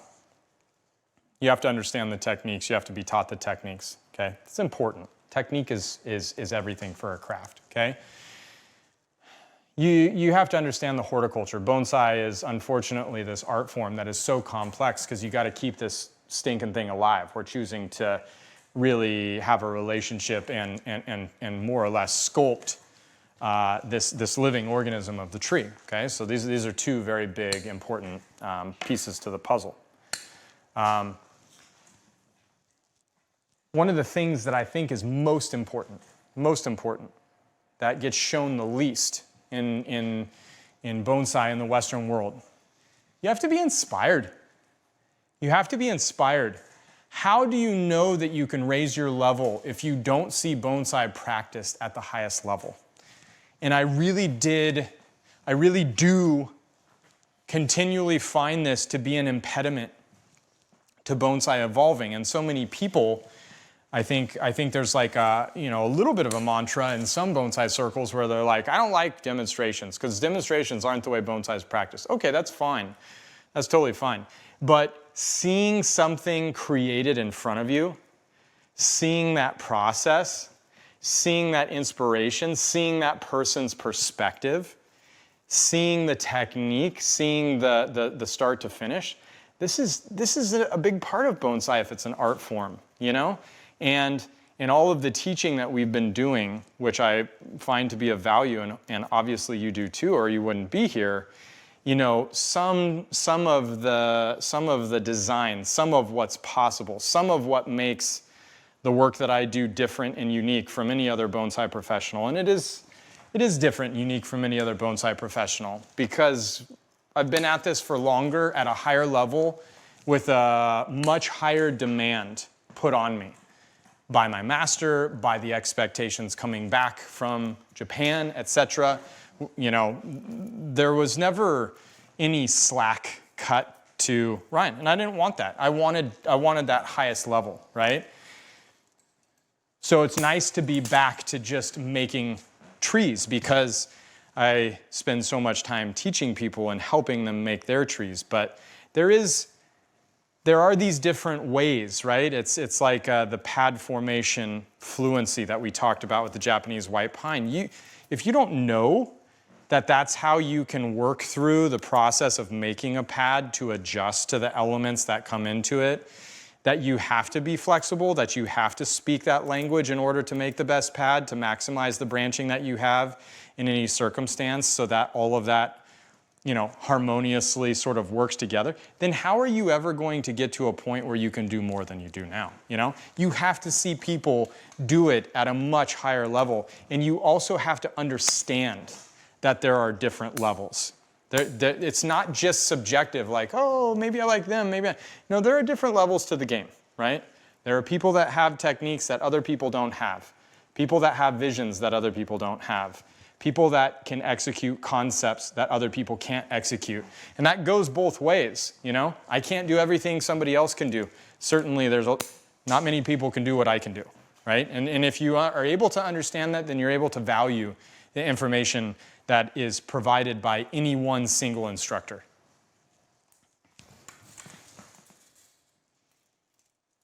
But I would pay significant money to watch people style bonsai, badass bonsai practitioners, badass bonsai professionals styling bonsai. I'd pay significant money for that, just to get to watch that. I long for that. It's the reason that we created Mirai Live. Close now. Close. How excited are you for that apex, though? Because you think the apex is straightforward. Looks like it's done already, doesn't it? Not done. Don't work that way. Don't work that way. Homie, don't play that. It's been a minute since we've had a Homie the Clown reference. Yeah, that's right. Homie D Clown, I believe. That's right. What else you got? How was the national show, Ira?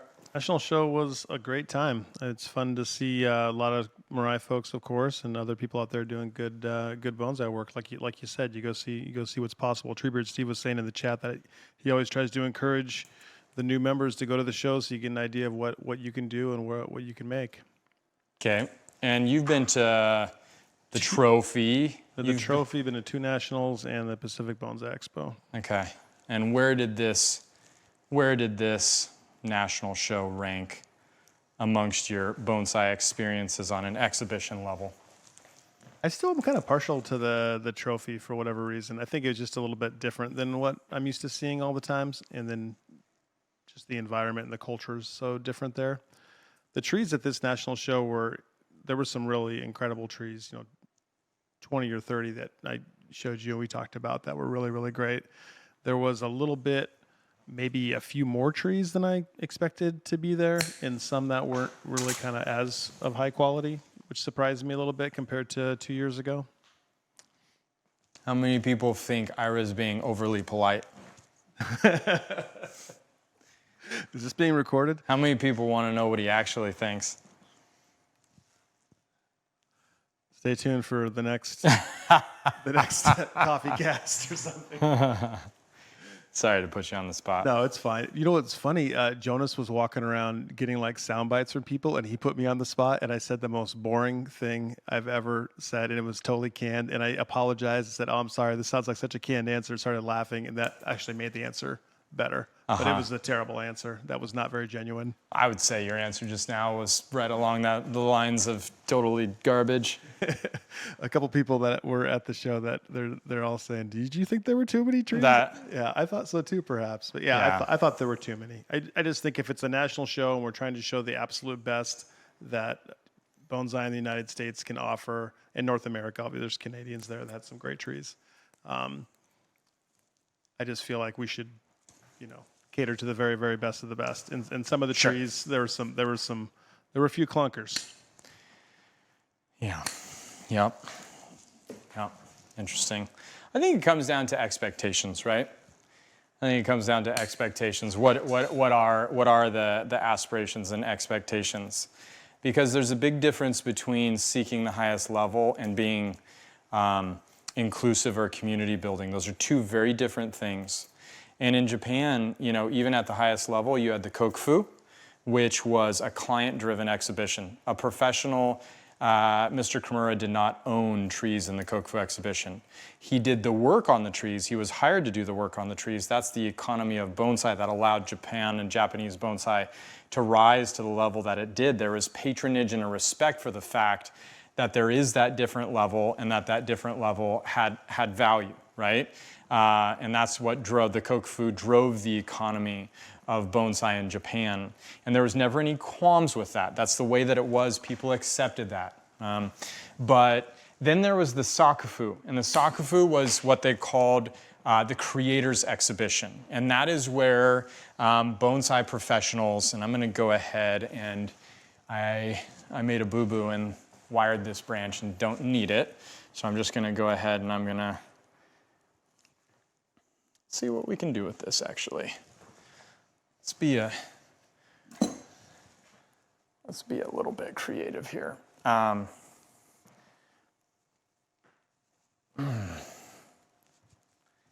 don't think this will hold, but by the time the bark sheds off of this, maybe it will hold. Okay. So that the Sakufu was actually what everybody really cared about. That's what everybody wanted to see, was the Sakufu exhibition, because that was the professionals with the gloves off, right? That's like where Mr. Kimura first exhibited Toryu no Mai, the famous juniper, right? That was the Sakufu exhibition. He just straight up showed up and, it was like pushing the red button for bonsai quality in Japan when he exhibited that tree. Nobody had ever seen anything like that before. That was a new age of bonsai in Japan when Mr. Kimura, and to that point, he was not allowed to exhibit trees because of the way that his apprenticeship finished with his master. There were some problems there. And when you start to sort of like synthesize all of this and try to make sense of all of this, it's a complex thing to say, how does bonsai grow? Because the high tide has to raise all ships.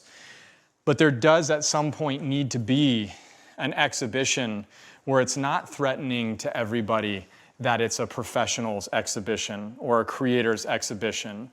Because just like I'm sitting here saying, listen, as a bonsai practitioner when I was younger, what was my motivation? Okay, I would go see Mitsuya work on trees at the GSBF conventions, which the GSBF conventions are nothing like they used to be. Bonsai's come too far. There's such a higher level. There's so much more progress in the process, right? But that was amazing to see that creation happen, to know what it looks like. What do the hands of a master look like?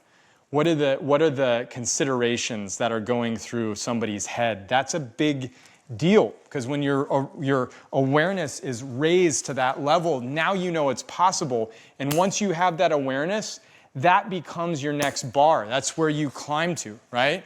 So to have a creator's exhibition, to have a professional exhibition, it can't be threatening. It can't be seen as some sort of exclusive act or some sort of segregational thing. And I'm not saying that anybody is saying that it is, but I think is a lot of pushback, you know, and there's a lot of like, hey, we want to be involved too, and I totally respect that, but it's like, you can't have your cake and eat it too. If you want to be a really astute and capable bonsai practitioner, you have to be exposed to the highest level. To be exposed to the highest level, you have to have a place and a space, or at least you have to be willing to entertain that higher level being shown, you know, and seeing it and understanding it.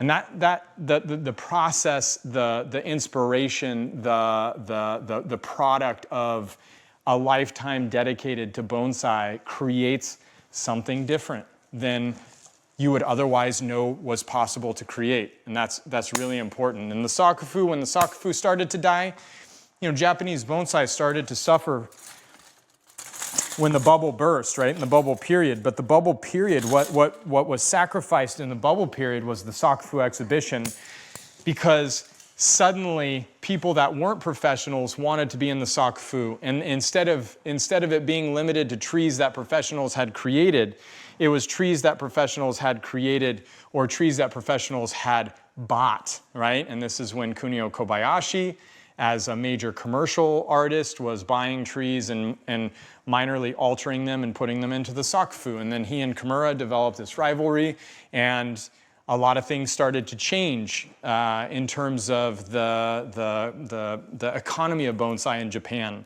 And then all of a sudden, by the time, you know, you get down the road 10 or 12 years after that initial red button is pushed, all of a sudden the Sakufu is diluted, and no longer are you seeing the highest level of the creator's exhibition anymore.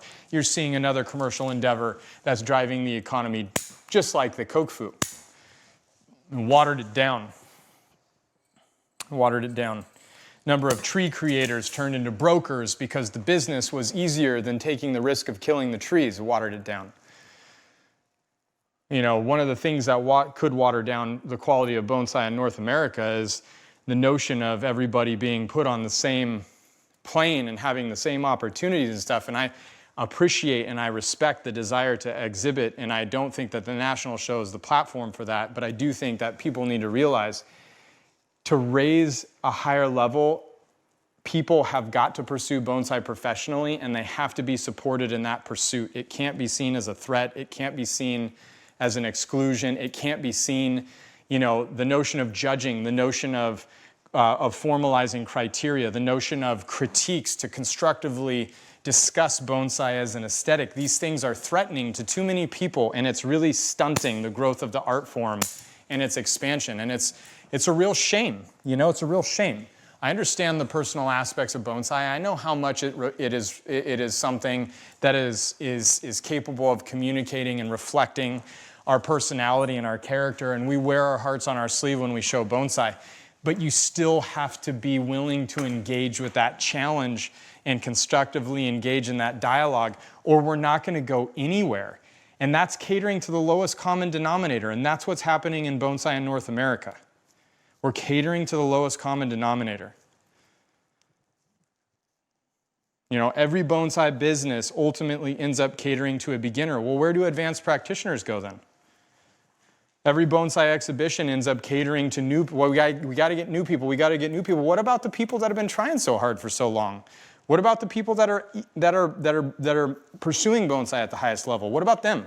You know, how do you keep them going? How do you keep the people that feed your clubs, that do all of the legwork and stop doing bonsai, and suddenly their bonsai level falls, and they used to be your instructor, and now they're burnt out as a club leader, and there's nothing left for them to produce as an artist because they're spent and then they're gone from bonsai. You know, like, we need to think about these things. It's a complex situation, I understand, and it's all about as many people engaging with the art form. At some point, though, how far can you push the art form also needs to be a question, or else an art form dies. Japanese bonsai, they stop pushing the envelope, they stop pushing the art form, and it's dying. If it's not growing, it's dying, right? And we got to be very careful of that in North America, because there's some of that complacency that has crept into what was otherwise a very inspired movement. 2010, Artisans Cup 2015, national show. There were times when Bill Valvanis turned away Chase Rosade's tree. He said, it's not good enough to be in this exhibition. Chase Rosade is an icon of North American bonsai. And he said, no, Can't be here.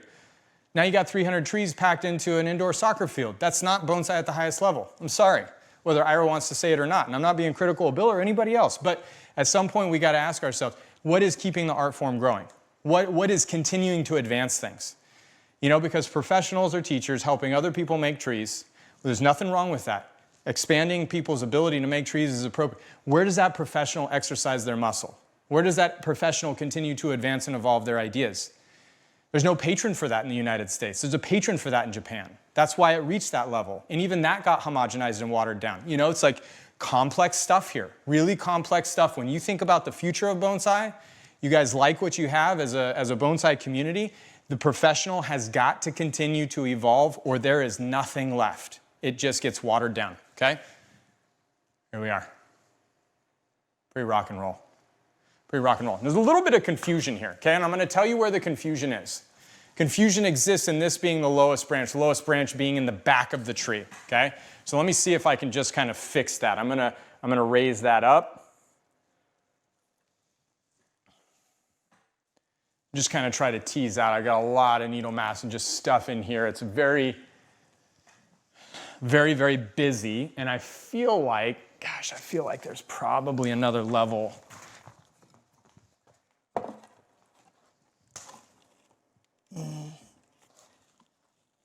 Oh, let's see here. I hope that doesn't hide that. Let's see what that does. I feel like it kind of sat, there we go. Yeah, it sat down just a smidge. So there's that place with all that angularity. Wow, wow. Apex might be a little high, I don't know. There's a lot of space between there and there's not a lot behind it. You see that? That's also the angle of the camera, just slightly. Let me go ahead and let me just give you a little bit of rotation, okay? And I want just that little bit of space. You see that little bit of space right there? I don't want it to be circular, but I do want a little bit of space right there, but I don't want to sacrifice the jaggedness of that movement. Yeah, the apex is not quite as flat as it looks on the camera, on that bottom line. It's because the camera's at a lower angle shooting up at the apex.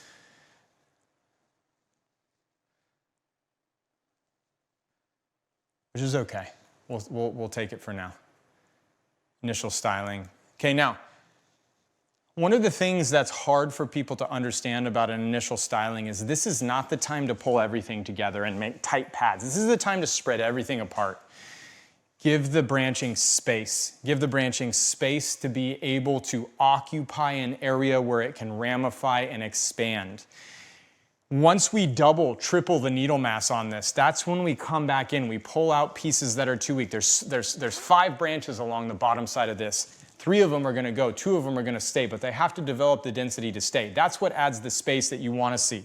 Right now, you occupy space. And I'm not saying spread it out so there's no organization, but you should not be striking some sort of radically organized pad formation. People want to tighten it up too much, right? You open it up. The second time you come back, expand your scaffolding. The third time, pull out space and combine your pads for that tertiary. That's your step-by-step process to really teasing out design, okay? Radical transformation tonight. Got a couple questions to finish it up. David, do you think that eventually you can predict the flexibility, et cetera, of a tree by apical's testing profile? Say a new tree to your collection, be able to work with that tree more effectively? I don't think you'll be able to determine flexibility because that comes from the heartwood. And if you were treating a tree long enough with their nutrient balancing capacity, I can tell you that you could tease out the character of the heartwood, right? Absolutely. And that's a long explanation that maybe we'll have on a podcast or something. But what I'm learning from this is like reinforcing a lot of theories that I've had. Talking with Lucy reinforced a lot of theories that I've been talking about for 13 years now. To hear a vascular researcher confirm those hypotheses, pretty empowering, honestly, for me. Not an ego thing. It's just like, fuck, I knew I was on the right track. I thought that was how it worked. Now there's physiological proof that that's how it works. Really helps me understand that at least in some directions I'm seeing trees and understanding them on a little bit of a deeper level. And the apical solutions are helping me see that as well. But I think the apical treatment will help trees be more flexible. And here's the other thing. What David and I are talking about now is proactively treating trees with certain nutrient combinations prior to major operations, so they are stocked full of responsive capacity with their nutrition. For example, I'm going to partially defoliate and prune a Japanese maple. I'm going to decandle and needle pluck a Japanese black pine. For 2 successive drenches over 2 weeks prior to that operation, you load that tree up with calcium, because calcium is the first thing the tree needs to compartmentalize those wounds and respond with the production of new growth. So if you build up the content in the tree and then you act on the tree is able to respond more quickly. It's my hypothesis we could squeeze more work into a single year of growth by proactively nutritioning our tree. But to get there, you've got to have total balance in the internal structure first, and we're not quite there yet. 2 more. Treebird Steve, you obviously expect that top branch that you cut off and wired up to dry into that position. I've heard, though, that the resin in a pine branch sometimes won't allow that. Could you clarify? No, I think I said when I put it up there, I don't expect this to hold, but it's like it's already wired. To cut it off of that branch means that the wire becomes functionless for the areas of the tree that the wire is really needing to hold the shape. So I was totally, it's like, it's a little bit of a fart in the wind. It's not going to work. But I need the wire to stay on for the other branch's sake that it's wired to. So instead of cutting it off, I just put it up in there. Good last question from Thomas. Where do you see Mirai in 10 years? How big do you want to get? Your worldwide known, what's your limit? Yeah, so that's a really interesting question. I think that we're assessing that right now. I can tell you that I think the app is probably my last technological build. We did the live stream. I had a vision 13 years ago of how to share information with the hopes that in giving people a complete access to techniques, that we would see the level of artistry rise.